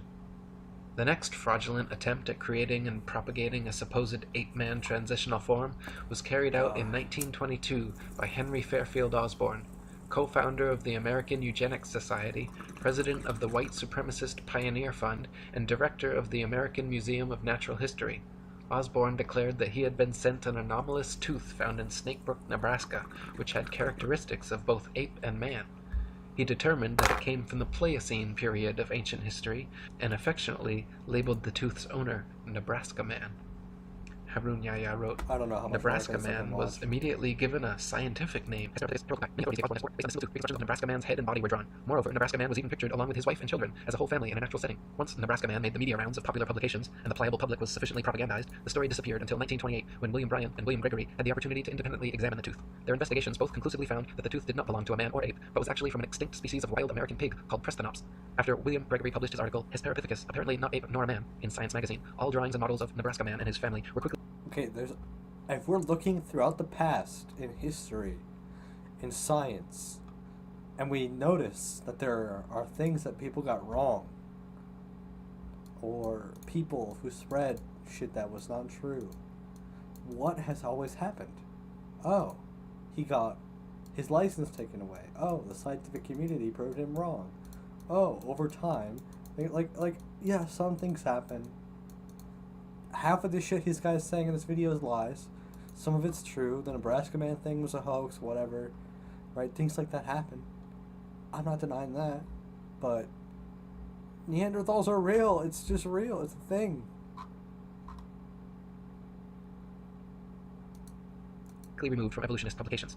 Henry Osborn himself was forced to concede that Nebraska Man, Hesperopithecus harold-cooki, the supposed example of the Pliocene Pithecanthropus erectus, and his whole imaginary family were completely fictional fabrications. He never admitted to intentional fraud, and why would he? But as an ardent evolutionist, eugenicist, and white supremacist, a level of confirmation bias was likely. Osborn was even such a sadistic racist that he was quoted during a national debate unabashedly saying of World War I Army intelligence tests that, "I believe those tests were worth what the war cost, even in human life. We have learned once and for all that the Negro is not like us." Harun Yahya wrote, after Darwinism advanced... Yeah, a lot of people were race realists back then. They thought that black people were like lower IQ. It's the claim of his book The Descent of Man that man evolved from ape-like living beings. He started to seek fossils to support this contention. However, some evolutionists believed that half-man, half-ape creatures were to be found not only in the fossil record, but also alive in various parts of the world. In the early 20th century, these pursuits for living transitional links led to unfortunate incidents, one of the cruelest of which is the story of a pygmy by the name of Odabenga. Odabenga was captured in 1904 by an evolutionist researcher in the Congo. In his own tongue, his name meant friend. He had a wife and 2 children. Chained and caged like an animal, he was taken to the USA, where evolutionist scientists displayed him to the public in the St. Louis World Fair, along with other ape species, and introduced him as the closest transitional link to man. 2 years later, they took him to the Bronx Zoo in New York, and there they exhibited him under the denomination of ancient ancestors of man, along with a few chimpanzee, a gorilla named Dina, and an orangutan called Dubon. Dr. William Hornaday, the zoo's evolutionist director, gave long speeches on how proud he was to have this exceptional transitional form in his zoo, and treated caged Odabenga as if he were an ordinary animal. Unable to bear the treatment he was subjected to, Odabenga eventually committed suicide. Piltdown Man, Nebraska Man, Odabenga. These scandals demonstrate that evolutionist scientists do not hesitate to employ any kind of unscientific method to prove their theories. In 1920, No, there's scientists always fucking doing crazy shit sometimes. For anything, you can find someone who is saying some crazy shit for any opinion. But when you look at the overwhelming body of evidence, and you actually look at what's happening, and you look at the scientific community around the world researching shit, it all comes together. The evidence is there. People are discussing. People doing shit. It's not. 27, Davidson Black declared he had discovered 5 crushed skulls and several teeth near Beijing, belonging to an ancient ape-man species now widely known as Pecking Man, or Baking Man. Somewhere between 1941 and 1945, all the original bones were mysteriously lost, however, leaving only a few plaster casts left to examine. At the same site, where the supposed missing link was found, there were also found the remains of 10 fully human skeletons who quarried nearby limestone, built fires, and left behind a variety of tools. Many scientists now believe the tools were used on Peking Man rather than by them. The back of the skulls were all bashed in, and in that part of the world, monkey brains are a delicacy, so it is likely that Peking Man were actually Peking apes, and they were man's meal, not man's ancient ancestor. In 1974, Donald Johanson discovered Lucy, a 3-foot-tall, supposedly 3-million-year-old Australopithecine in Ethiopia. Widely publicized as our oldest direct human ancestor, Lucy made the usual rounds of scientific magazine journals and school textbooks. Don Johanson modestly claimed that Lucy was the most important find made by anyone in the history of the entire human race, and the media heralded him a hero.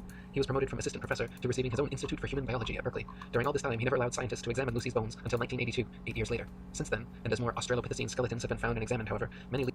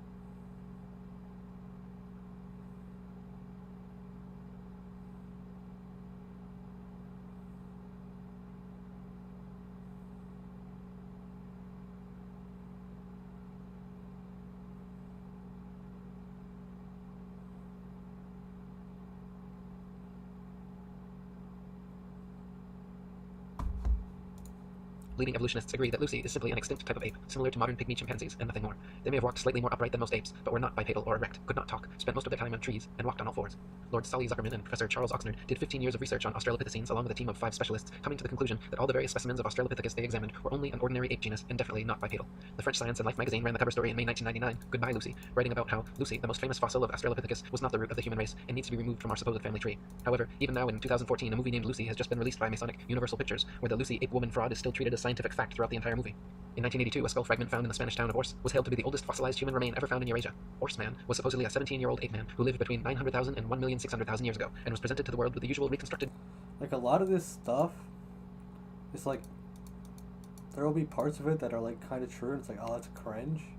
But then when you look at, like, outside of this, like, video where they're only pointing out the most, like, cringe things, like, oh, someone made a cringe movie about something that's not actually accurate anymore. Or it's like, okay, yeah, true, I guess, but look at what science says now. Look at all the evidence that's actually there and why we think the things we do. You can point out some inconsistencies along the way, things that were, like, dumb and then we changed over time. But it doesn't disprove any of the actual shit. It doesn't actually disprove evolution. Have you noticed that? This video isn't contending with the arguments about natural selection and adapting over time. It's not contending with that being like, okay, well, we see that these species have adapted over time. This is evidence we have, and we don't really have a better theory. Like,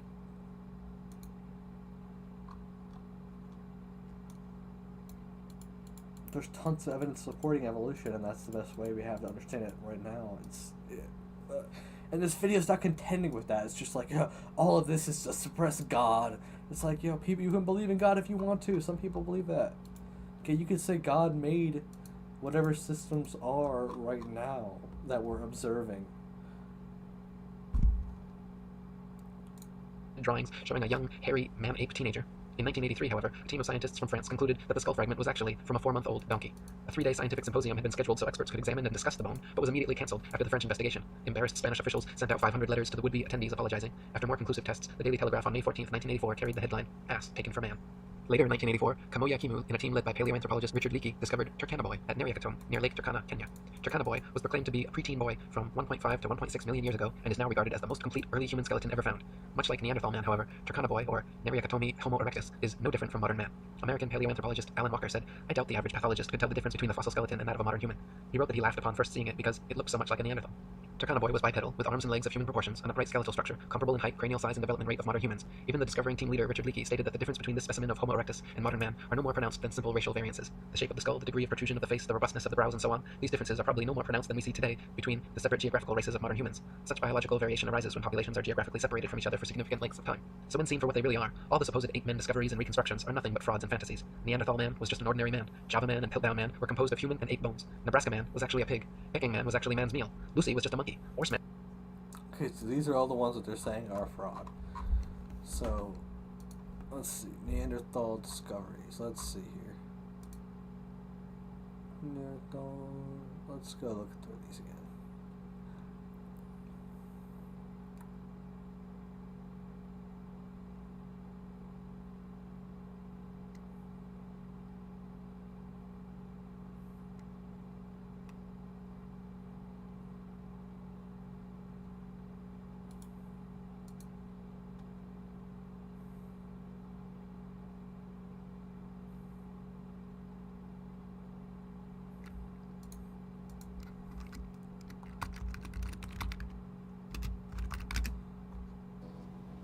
Oh, there's nothing rotten in here. There's no rotten fish. Chubby Tadger. Fuck.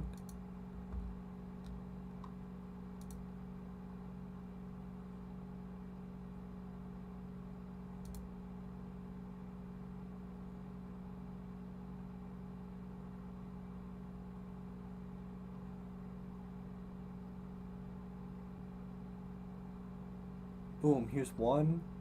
The second largest hominid skull ever discovered. After Hominid 1, which is another one that's been discovered.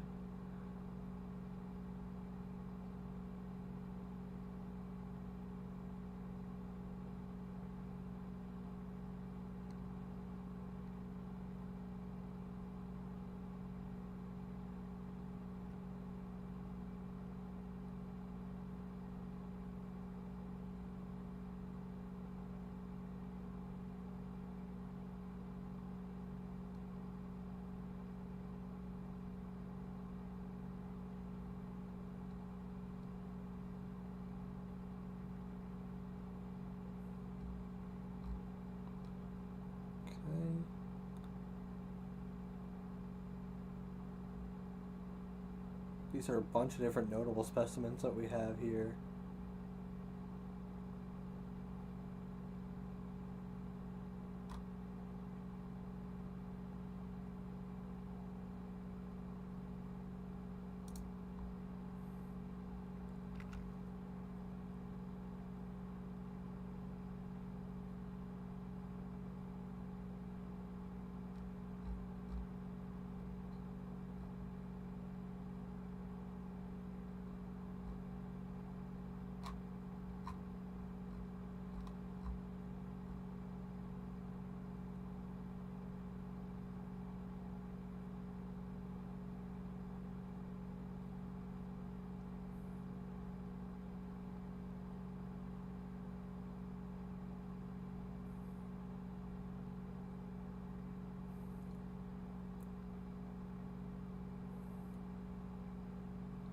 Look, we've literally discovered separate Neanderthal genome structures.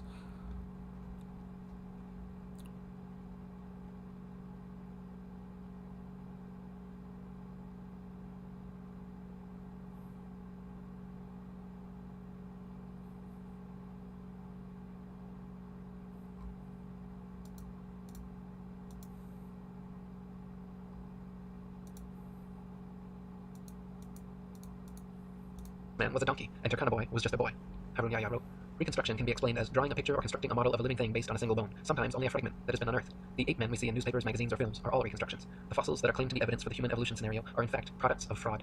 For more than 150 years, not even a single fossil to prove evolution has been found. As a matter of fact, the reconstructions, drawings, or models of the fossil remains made by the evolutionists are prepped speculatively precisely to validate the evolutionary thesis. David R. Pilbeam, an anthropologist from Harvard, stresses this fact when he says, at least in paleoanthropology, data are still so sparse that theory heavily influences interpretations. Theories have in the past clearly reflected our Like, no one's saying this is an accurate represent. This is just a random picture he took and put it next to the skull. current ideologies instead of the actual data. Since people are highly affected by visual information, these reconstructions best serve the purpose of evolutionists, which is to convince people that these reconstructed creatures really existed in the past.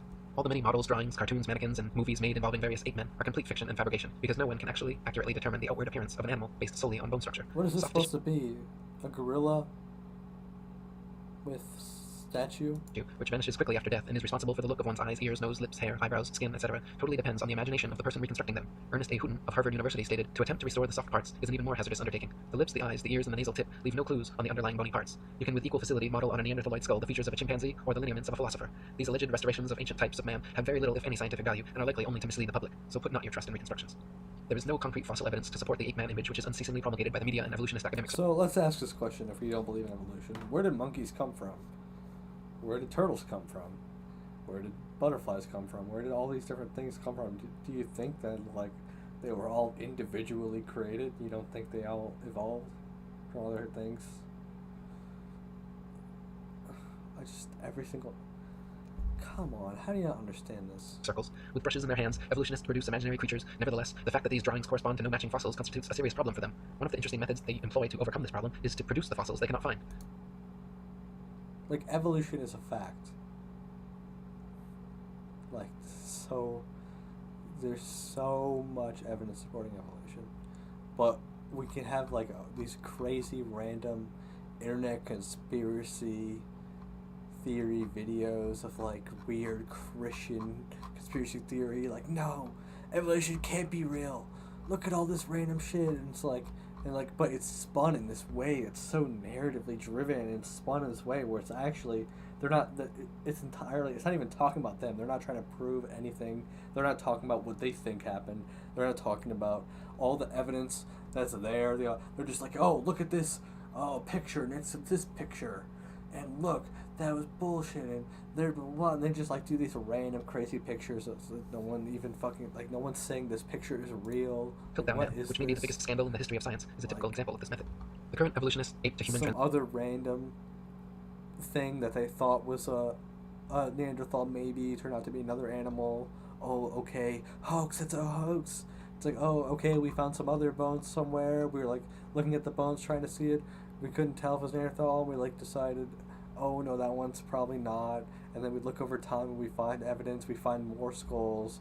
We can see that there was definitely a different kind of humans that had insanely larger skull sizes, different bone structure. And then we're like, okay, these are Neanderthals. We start studying the DNA, but then we still have, like, these crazy videos like, oh, they're trying to look for evolution where there is none. Look at this one hoax. It's like, no, you're completely brain rotted at that point when you're not really analyzing things from an objective, backed-out perspective and looking at what's actually there, you know?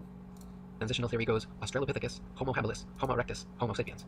Australopithecus, which means southern ape, has been proven to be nothing but an extinct ape, which closely resembles many modern chimpanzees in height, arm and leg length, skull shape, teeth, mandibular structure, and many other details. Homo habilis, a hypothetical classification created in the 1960s by Turkana boy team leader Richard Leakey, was what evolutionists deemed necessary to exist between Australopithecus and Homo erectus because the jump was far too drastic. There needed to be a species of ape man with a larger cranial capacity that could walk upright and use tools. Serendipitously for his career, fossils unearthed in the late 1980s were deemed Homo habilis, and Leakey was regarded as a scientific genius. That is, until his contemporaries Bernard Wood and C. Loring Brace determined the Homo habilis arms were too long, legs were too short, and skeletal structure structure too ape-like to be anything but an ape. Their fingers and toes were that of tree climbers, and their jaws and cranial capacities were comparable to modern apes. American anthropologist Holly Smith in 1994 concluded Homo habilis was not homo, or human at all, but simply an ape, just like Australopithecus. She stated that, restricting analysis of fossils to specimens satisfying these criteria, patterns of dental development of Australopithecines and Homo habilis remain classified with African apes. Those of Homo erectus and Neanderthals are classified with humans. So Australopithecus and Homo habilis, the first two classifications, are both actually fully ape, while Homo erectus and Homo sapiens, the second two classifications, are in fact fully human and comparable to modern man, with variances no greater than the natural variances of race and genetics. So even after 150 years of discoveries, evolutionists are no closer to finding a true transitional species existing between ape and man, and no closer to proving their theory, nor can they answer how apes could develop bipedality, human arm and leg length ratios, erect spinal columns, and complex linguistic skills. If humans evolved from apes, why do apes still exist? If humans evolved from apes, why does apes still exist? Because apes keep fucking and they exist, but different kinds of fucking apes fucked.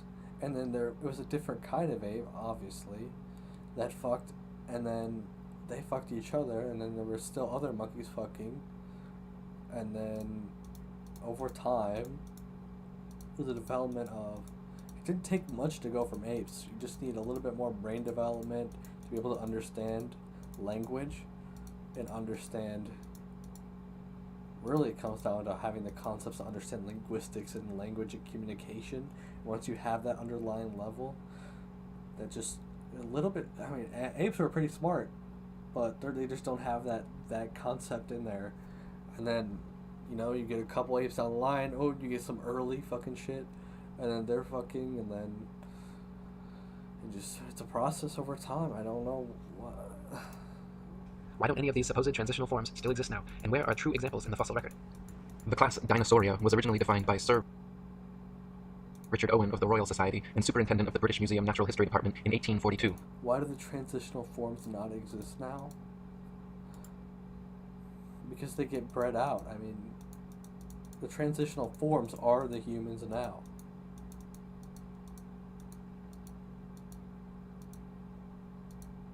Like, and then we have monkeys. Those are the fucking shit. Or, in other words, the existence of dinosaurs was first speculatively hypothesized by a United Museum head, coincidentally, in the mid-19th century, during the heyday of evolutionism, before a single dinosaur fossil had ever been found.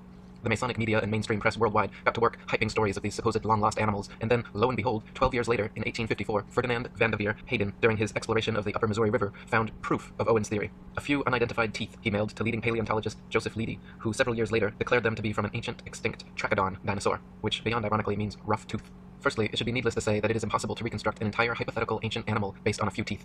But even more importantly, it is dubious that a myriad of ancient reptile, bird, and reptile mammal transitional forms necessary for the blossoming theory of evolution would be hypothesized and then conveniently discovered by teams of evolutionist archaeologists purposely out looking to find such fossils. And it is even more dubious that such fossils have supposedly existed for millions of years, but were never found by or known to any civilization in the history of humanity until evolutionism's Masonic Renaissance in the mid-19th century. David Wozni wrote, Evolutionism, Masonic Renaissance. Like, that theory is completely bullshit. Right? It wasn't the Masons that were fucking the primary people doing. It's like, oh, some people that were also in this giant group that thousands of people in this time supported evolution, which was also supported by all of the scientific institutions at the time because it seemed like the best theory. Like, that's insanely and crazy disingenuous framings. It's not really the reality there. But okay. Why are there no discoveries by Native Americans in all the years previous when they roamed the American continents? There is no belief of dinosaurs in the Native American religion or tradition. For that matter, why were there no discoveries prior to the 19th century in... Bruh, they were so fucking uncivilized at that point. Do you think they first of all, people weren't fucking... If you dig up, people weren't digging up shit like crazy. But if you dig up a random fucking bone of some giant shit, they're not like, oh, let's just get all the archaeologists out here to reconstruct the skeletons and then figure out what dinosaurs are. Like, bruh, they're fucking Native Americans in like the 1500s, 1400s, 1300s, 1200s, anytime before the fucking like Renaissance, where even before that, when humans were actually becoming intelligent, being able to understand shit around us and not just like crazy shit. Like, I don't know, bro. any part of the world. According to the World Book Encyclopedia, before the 1800s, no one ever knew that dinosaurs existed. During the late 1800s and early 1900s, large deposits of dinosaur remains were discovered. Why has man suddenly made all these discoveries? No tribes, cultures, or countries in the world ever discovered a dinosaur bone before the mid-1800s, and then they were suddenly found all over the world in North America, South America, And if Europe. people did, how would we even have records of it? Let's say someone in way ancient history found a skeleton of some shit. What are they gonna? How are they gonna have record of it? They don't have like fucking. Asia, Africa, We don't Argentina, have records of shit. Belgium, Mongolia, Tanzania, West Germany, and many other places apparently had large deposits of dinosaur fossils never before seen. All these places were inhabited and well explored for thousands of years before this time. Why had no one ever found a dinosaur fossil before? According to the book The Dinosaur Project, paleontological journalist Wayne Grady claims the period following this, from around 1870 to 1880, became a period in North America where some of the most underhanded shenanigans in the history of science were conducted. In what was known as the Great Dinosaur Rush, or the Bone Wars, Edward Drinker Cope of the Academy of Natural Sciences and Othniel Marsh of the Peabody Museum of Natural History began a lifelong rivalry and passion for dinosaur hunting. They started out as friends, but became bitter enemies during a legendary feud involving double-crossing, slander, bribery, theft, spying, and destruction of bones by both parties. Marsh is said to have discovered over 500 different ancient species, including 80 dinosaurs, while Cope discovered 56. Out of the 136 dinosaur species supposedly discovered by the two men, however, only 32 are presently considered valid, as the rest have all proven to be falsifications and fabrications. None of them once claimed to find a complete skeleton either, so all their work involved reconstructions. In fact, to this day, no complete skeleton has ever been found, and so all dinosaurs are reconstructions. David Wozni wrote, "Discoveries and excavations seem not to be made by disinterested people such as farmers, ranchers, hikers, outdoor recreationists, building construction industry, basement excavators, No pipeline trench complete diggers, skeleton has been found. That's not true at all. and mining industry personnel, but rather by people with a vested interest such as paleontologists, scientists, university professors, and museum organization personnel who were intentionally looking for dinosaur bones or who have studied dinosaurs previously. Finds are often made during special dinosaur bone hunting trips and expeditions by these people to faraway regions already inhabited and explored. This seems highly implausible. More believable is the case of the discovery of the first original Dead Sea Scrolls in 1947, which were unintentionally discovered by a child and which were all published by 1955. In some cases of a discovery of dinosaur bones by a disinterested person, it was suggested to them by some professional in the field to look or dig in a certain area. Also very interesting to note are special areas set aside and designated as dinosaur parks, for which amateur dinosaur hunters are required to first obtain a dinosaur hunting license. Whatever destination these establishment-funded archaeologists and paleontologists set, it seemed they found incredible numbers of fossils in tiny areas. In one of the largest dinosaur excavation sites, called the Ruth Mason Quarry, over 2,000 fossils were allegedly discovered. Casts and original skeletons assembled from these bones are currently on display in over 60 museums worldwide. Florentino. Do we not think that there's specific areas we could geographically tell where lots of dinosaurs might have died? Or like pits where multiple of them died together, things like that? Like obviously that's places where we're like, oh, we found a bone in this area. We suspect based on the geographic location and stuff that there could have been something here, and if we look here, it might be a good place to start a site and dig around and see what else we can find. Oh, they found it. Like, Amagino, what the head of fuck? paleontology at La Plata What? Museum, is a Do you think just dinosaurs are fucking made up? We have tons of skeletons, tons of evidence. We just amazingly responsible for 6,000 fossil species supposedly discovered throughout his career, all in Argentina. Dinosaur hunter Earl Douglas sent 350 tons of excavated dinosaur bones to the Carnegie Museum of Natural History throughout his career, all coming from the Dinosaur National Monument in Utah. During an expedition to Patagonia, Dr. Louis Chiappe and Dr. Lowell Dingus supposedly discovered thousands of dinosaur eggs at a site of only a few hundred square yards. Many experts have mentioned how such finds of huge quantities of fossils in one area by just a few highly invested individuals goes against the laws of natural probability and lends credence to the likelihood of forgeries or concentrated planting efforts. David Wozni wrote, "Dinosaur bones sell for a lot of money at auctions. It is a profitable business. There is pressure for academics to publish papers. Museums are in the business of producing displays that are popular and appealing. Movie producers and the media need to produce material to sell to stay in business. The mainstream media loves to hype alleged dinosaur finds. Much is to be gained by converting a bland, non-dinosaur discovery of a bone of modern origin into an impressive dinosaur find and letting artists' interpretations and imaginations take the spotlight rather than the basic, boring, real find. There are people who desire and crave prestige, fame, and attention. There is the bandwagon effect and crowd behavior. And then there are people and entities pursuing political and religious agendas. Highly rewarding financial and economic benefits to museums, educational and research organizations, university departments of paleontology, discoverers and owners of dinosaur bones, and the book, television, movie, and media industries may cause sufficient motivations for ridiculing of open questioning and for suppression of honest investigation. The fact that T-Rex bones have sold at auctions for upward of $12 million shows how lucrative the field of dinosaur hunting can be, and it just happens to be museum officials who serendipitously seem to make the most prolific finds. The first dinosaur to ever be publicly displayed was the Hadrosaurus folci at Edward Drinker Cope's Academy of Natural Sciences in Philadelphia. The bones were co-discovered by Joseph Leidy, Cope's esteemed professor, and the man responsible for the Trachodon Toothosaurus. The original Hadrosaurus reconstruction, which is still on display today, shows a huge plaster cast bipedal reptile standing upright using its tail as a third leg. What few people know, however, is that no skull was ever discovered and no original bones were put in the public exhibit. David Wozni wrote, "A visual and a sculptural artist were promptly hired to invent the skull, and from the illustrations of another artist who had depicted the iguanodon, the two artists drew the same face for the Hadrosaurus folci. The people involved could now technically defend the existence of this dinosaur if someone were to ask. The stunt worked out so well and fooled the public so thoroughly that they could later change the head of the creature without anyone noticing. To this day, Hadrosaurus folci is on display at the Academy of Natural Sciences in Philadelphia. The bones are said to be kept behind heavy closed doors, but a plaster copy is exhibited in their place. So we learn of an iguana skull being substituted for the skull of a dinosaur on display. What was the public told at the time? What are we not being told today? What we are not being told is that this is the rule and not the exception. To this day, not a single complete skeleton of any dinosaur has ever been found. All the museum displays model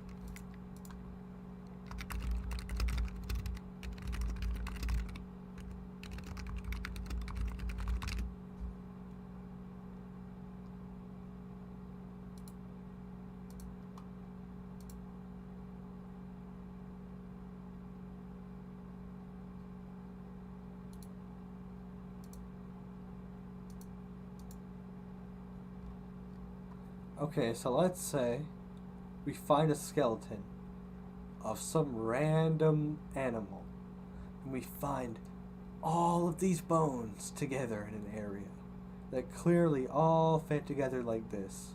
Oh, but it's like thousands and thousands and thousands and thousands of years old. So there's just not every single piece that ever existed on it. So it's not 100% complete. Does that mean that this never existed? No, it doesn't. What about this one?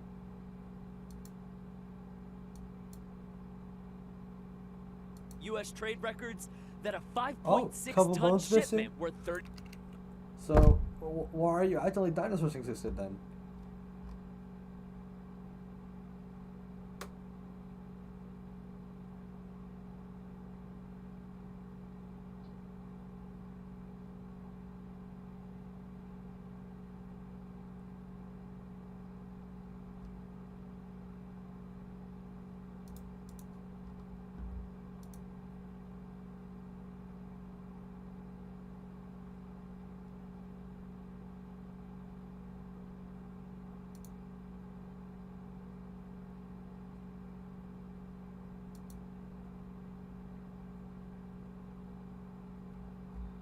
Like, I get that if you don't know anything about any of these topics and you don't, like, you haven't read anything about any of this shit, this might be convincing and you're also a Christian, but it's just so far out of reality.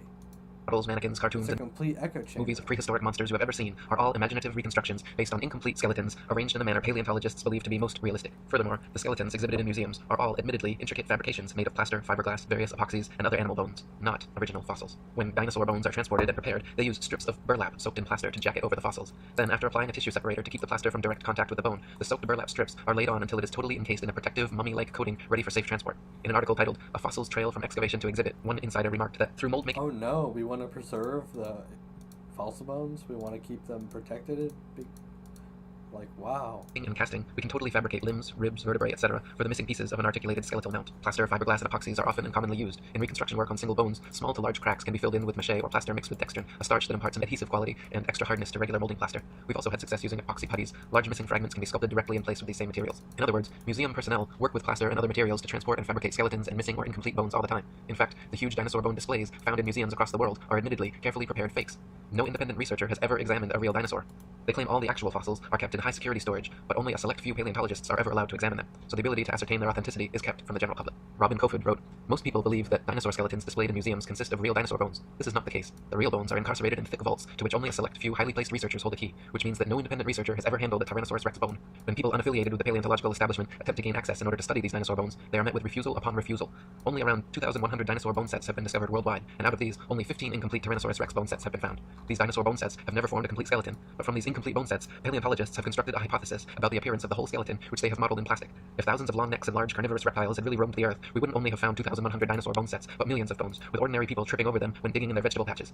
David Wozni wrote, "When children go to a dinosaur museum, are the displays they see displays of science, or displays of art and science fiction? Are we being deceived and brainwashed at an early age into believing a dinosaur myth? Deep, probing questions need to be asked of the entire dinosaur business. There may have been an ongoing effort since the earliest dinosaur discoveries to plant, mix, and match bones of various animals, such as crocodiles, alligators, iguanas, giraffes, elephants, cattle, kangaroos, ostriches, emus, dolphins, whales, rhinoceroses, etc., to construct and create a new man-made concept, prehistoric animal called the dinosaur, where bones Wow. They're saying they took bones from a bunch of other random animals together to do this, really? from existing That's animals a are conspiracy. not satisfactory for deception purposes. Plaster substitutes may be manufactured and used. Some materials similar or superior to plasticine clay or plaster of Paris would be suitable. So do we have any evidence of that? Molds may also be employed. What would be the motivation for such a deceptive endeavor? Obvious motivations include trying to prove evolution, trying to disprove or cast doubt on the Bible and the existence of a god, and trying to disprove the young Earth theory. The dinosaur concept implies that if God exists, he tinkered with his idea of dinosaurs for a while, then probably discarded or became tired of this creation, and then went on to create man. The presented dinosaur historical timeline suggests an imperfect God who came up with the idea of man as an afterthought, thus demoting the biblical idea that God created man in his own image. Type dinosaur skulls into a search engine, and you'll find a variety of replicas, tailor-made dinosaurs, and museum-quality skeletons. One of the largest and most renowned suppliers of fake dinosaurs is the Zigong Dino Ocean Art Company in Sichuan, China, which provides natural history museums worldwide with ultra-realistic dinosaur skeletons made from real bones. Chicken, frog, dog, cat, horse, and pig's bones are melted down, mixed with glue, resin, and plaster, then used as base material for recasting as dinosaur bones. They are even given intentional Yeah, but they're not saying that that's a real skeleton and that's evidence of dinosaurs.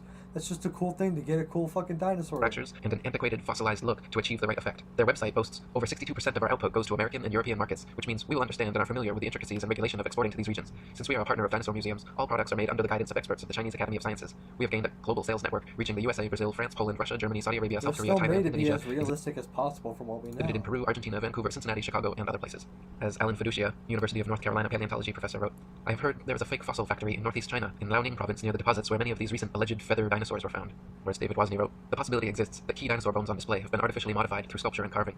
Bone sculpture is not an unknown human activity. Many cultures participate in creating man-made objects out of existing bones, totally unrecognizable from the original shape. Is the dinosaur industry a customer of this sort of business? Is it possible that dinosaur skeleton replica are secretly assembled or manufactured in private buildings out of public view, with bones artificially constructed or used from a number of different modern-day animals? Why bother having any authentic original fossils at all if alleged replicas please the public?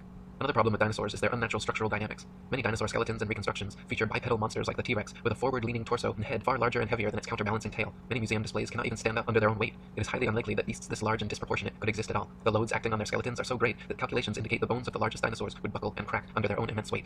Experts have also pointed out that dinosaurs would have to have moved much slower than portrayed in movies to prevent sudden shocks to their skeletons. David Wozni wrote, No one's thinking movies are realistic, okay? We don't think that's fucking realistic. It's a movie. this idea of slow-moving It's animals made for entertainment. Did you think they care about fucking... does not agree with the biomechanical analysis of dinosaurs, which indicate that the dinosaurs were agile, active creatures. This is the paradox between the dinosaur's size and lifestyle. Many displays and drawings of dinosaurs appear to be an absurdity, showing a two-legged animal that would be totally off balance, with the weight of head and abdomen much greater than weight of tail, which is supposed to act as a counterbalance. Is the dinosaur industry a case of science trying to meet public desires or expectations? The movie Jurassic Park is an example of showing dinosaurs much larger than any current displays in museums. After the movie came out, it is interesting to note that many articles were written asking, is this possible? I can recall a report of dinosaur DNA being discovered preserved in amber, which later turned out to be false. Robin Kofod wrote, overall, several millions of dollars have been spent promoting the existence of dinosaurs through movies, TV, magazines, and comics. The world of movies and paleontology are like Siamese twins. People's view on the existence of dinosaurs is based not on firm evidence, but on Hollywood-fixated artistic impressions. Documentaries That's colorfully true. illustrate each dinosaur's characteristics. That's true that people don't have any actual real scientific understanding of dinosaurs. It's just based on media and movies. But that's true about everything. Nobody knows what the fucking real shit is about something. That doesn't mean the whole entire thing is fake. Like colors, weight, and muscle mass, but Don Lessam, advisor for Jurassic Park, admits that this is pure guesswork. Consider, for instance, the question of how much these dinosaurs weigh. Don Lessam says, scientists don't know how much dinosaurs weigh. Dinosaurs are presented to the public with colorful artistic reconstructions, drawings, models, mannequins, gigantic skeletons in museums, cartoons and movies showing these beasts in explicit detail, but the fact is, from the assigning and arrangement of bones in each species, to the impossible to discern soft tissue, skin, eyes, noses, color, hairiness, texture, etc., just like the many supposed ape-man species, all dinosaur reconstructions are 100% fictional fabrications created by invested and inventive evolutionists. They purposely present dinosaurs to children in the media to spark and bias their young imaginations toward their machinations. Cartoons like Ice Age and The Land Before Time, movies like Jurassic Park and Dinosaur Island, coloring books, dolls, plastic toys, elementary school textbooks, and huge displays in children's museums certainly have an effect on budding young minds. National Geographic and the Ice Age movies were produced by Mason Rupert Murdoch's News Corp and 20th Century Fox. The Masonic production company Universal Studios created Jurassic Park and The Land Before Time. They are owned by Comcast, whose main shareholders are Masons J.P. Morgan and the Rothschilds. Discovery Channel, which features many dinosaur documentaries, is also financially advised by N.M. Rothschilds and Son Limited. Former paleontology student Michael Forsell claimed on a radio interview with leading paleontologist Jack Horner that he was a total fraud, fabricating evidence and perpetuating the myth of dinosaurs. He continued on saying, I started my career in the field of paleontology only to leave my studies once I realized the whole thing was a sham. It's nonsense. Most of the so-called skeletons in museums are actually plaster cast. They even do it openly on documentaries now, preserving the bones my ass. I struggled as a student mainly because I could not tell the difference between a fossilized egg and an ordinary rock, and of course there is no difference. I was treated like a leper when I refused to buy into their propaganda and promptly left the course. Dinosaurs never existed. The whole shebang is a freak show. They just grab a couple of old bones and form them into their latest Frankenstein's monster-like exhibit. We are all being fooled. It's just, I don't know what to say. All this is just insane. It's just not true. We have tons of paleontologists, tons of dinosaur shit, people working on this. Like, he just takes a quote from some random fucking dude. It's like, haha, see? Dinosaurs. And it's wrong, but together we can stop it. Many claim that since dinosaur fossils have been radiometrically dated to be like, it's a great narrative, and but there's nothing actually of substance here. There's no proof of anything, nothing. tens of millions of years old, that their authenticity is thus proven. The fact is, however, that the methods used to date dinosaur fossils involve not measuring the actual fossils, but the rocks near where they are found. Most fossils are found near the surface of the Earth, and if a modern-day animal were to die in the area, paleontologists would be likely to date them the same age. Dr. Margaret Helder, in her book Completing the Picture, a handbook on museums and interpretive centers dealing with fossils, she writes, scientists used to be very impressed with the potential of radiometric or coming up with absolutely reliable ages of some kinds of rocks. They do not feel that way anymore. Having had to deal with numerous calculated dates which are too young or too old compared with what they expected, scientists now admit that the process has many more uncertainties than they ever would have supposed in the early years. The public knows almost nothing about uncertainties in the dating of rocks. The impression that most people have received is that many rocks on Earth are extremely old and that the technology exists to make accurate measurements of the ages. Scientists have become more and more aware, however, that the measurements which the machines make may tell us nothing about the actual age of the rock. One of the main reasons that evolutionists needed the existence of dinosaurs was to answer the complicated problems present in the theory of evolution, including sea-dwelling animals evolving into land dwellers, reptiles evolving wings, feathers, flying and becoming birds, as well as other reptiles evolving warm blood, live births, breasts, and becoming mammals through their imaginary multiple multi-million-year timeline and a variety of supposed transitional dinosaur forms, the paleontological establishment has been promoting various sea dinosaur, reptile/birds, and reptile/mammals to bridge these gaps. Many professionals and experts in the field have disputed such findings as often as they have been presented, however. Dr. Storrs Olson, a Smithsonian Institute scientist, wrote, "The idea of feathered dinosaurs and the theropod origin of birds is being actively promulgated by a cadre of zealous scientists acting in concert with certain editors at Nature and National Geographic, who themselves have become outspoken and highly biased proselytizers of the faith. Truth and careful scientific weighing of evidence have been among the first casualties in their program, which is now fast becoming one of the grander scientific hoaxes of our age.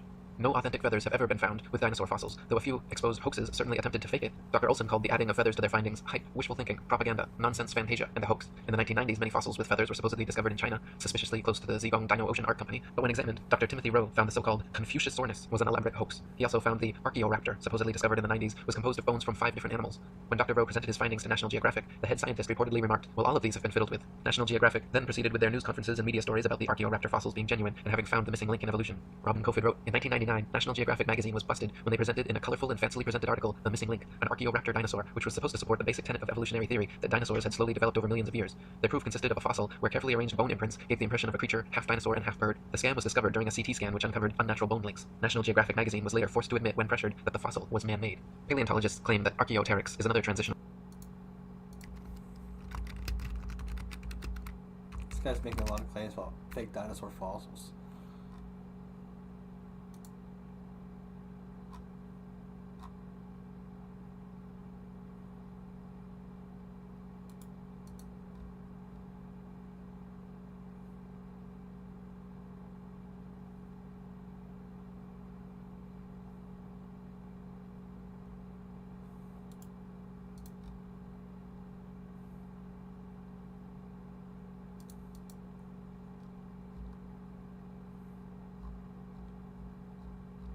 Oh, wait, let me just look up exactly what he said. Form of bird evolved from dinosaurs, but this theory falls on its face against overwhelming evidence to the feathers to their findings hype, wishful thinking, propaganda, nonsense fantasia, and a hoax. In the 1990s, many fossils with feathers were supposedly discovered in China, suspiciously close to the Zhejiang Dino Ocean Art Company, but when examined, Dr. Timothy Rowe found the so-called Confucius soreness was an elaborate hoax. He also found the Archaeoraptor, supposedly discovered in the 90s, was composed of bones from 5 different animals.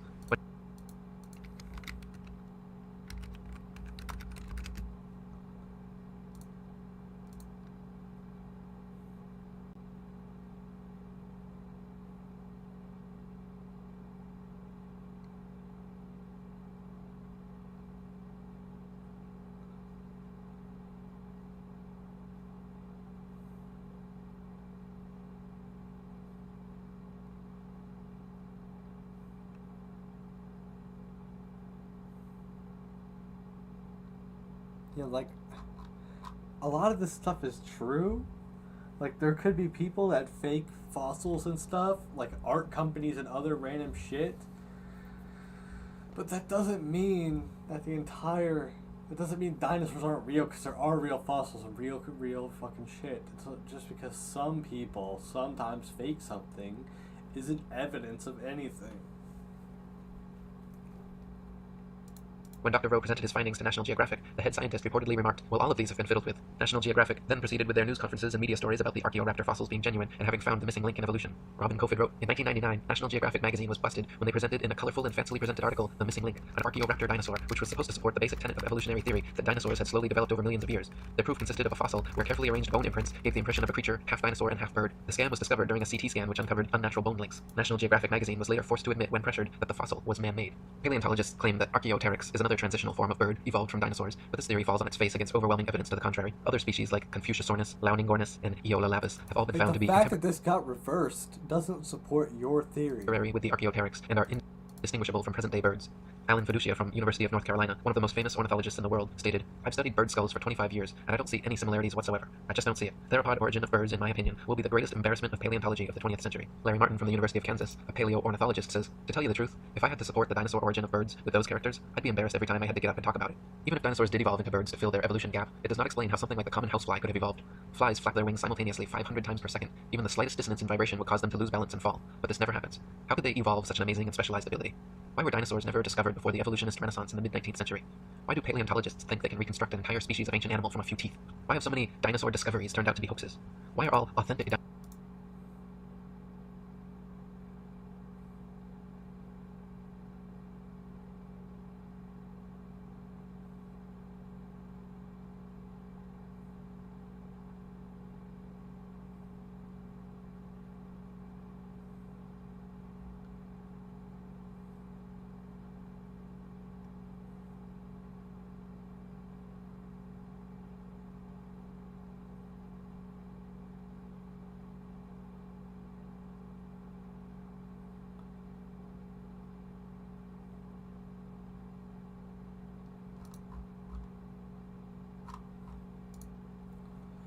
Like, it's a theory.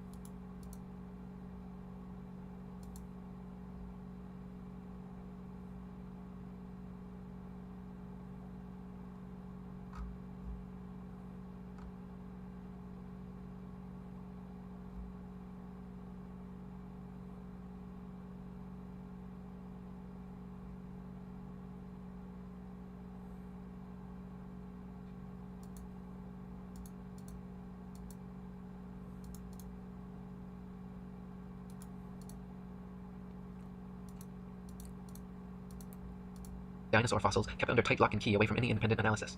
Why has erosion and weathering not destroyed all these supposed prints and fossils that are allegedly millions of years old? If dinosaurs were supposedly wiped out by a meteor impact or other such catastrophe, why is it that all the other various animal species that exist today were not similarly wiped out? There are many more questions which need to be answered before anyone in their right mind should consider the existence of dinosaurs anything but a convenient evolutionist myth. Robin Cofid wrote, "The paleontological establishment can control which hypotheses will be constructed through textbooks and the curriculum. In this way, students are brainwashed into a pseudo-reality controlled by text material and the teacher's authority. A short practical example, a random dental bone is found at an excavation site, and from this dental bone, the rest of the skeleton is guessed at. We are not kidding about this. The entire dinosaurian field of the paleontological program is a sham."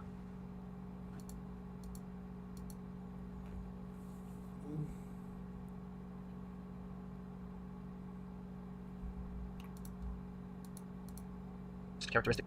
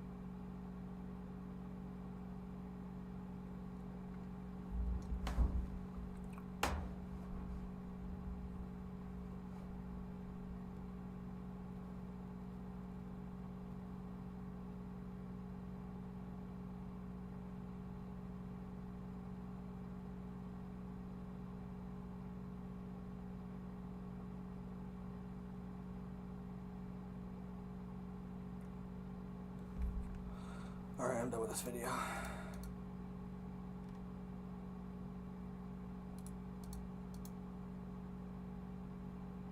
No one cares about this guy's fucking sexual assault shit. Is there no? Oh, fall. Okay, never mind. Well, it's not looking too good. I know. How? That's trash. Wait, Harry Potter comes out while I'm doing my mafia-thon, right? It does, right? Or am I bugging? Peace. How the fuck would that do Okay, to so.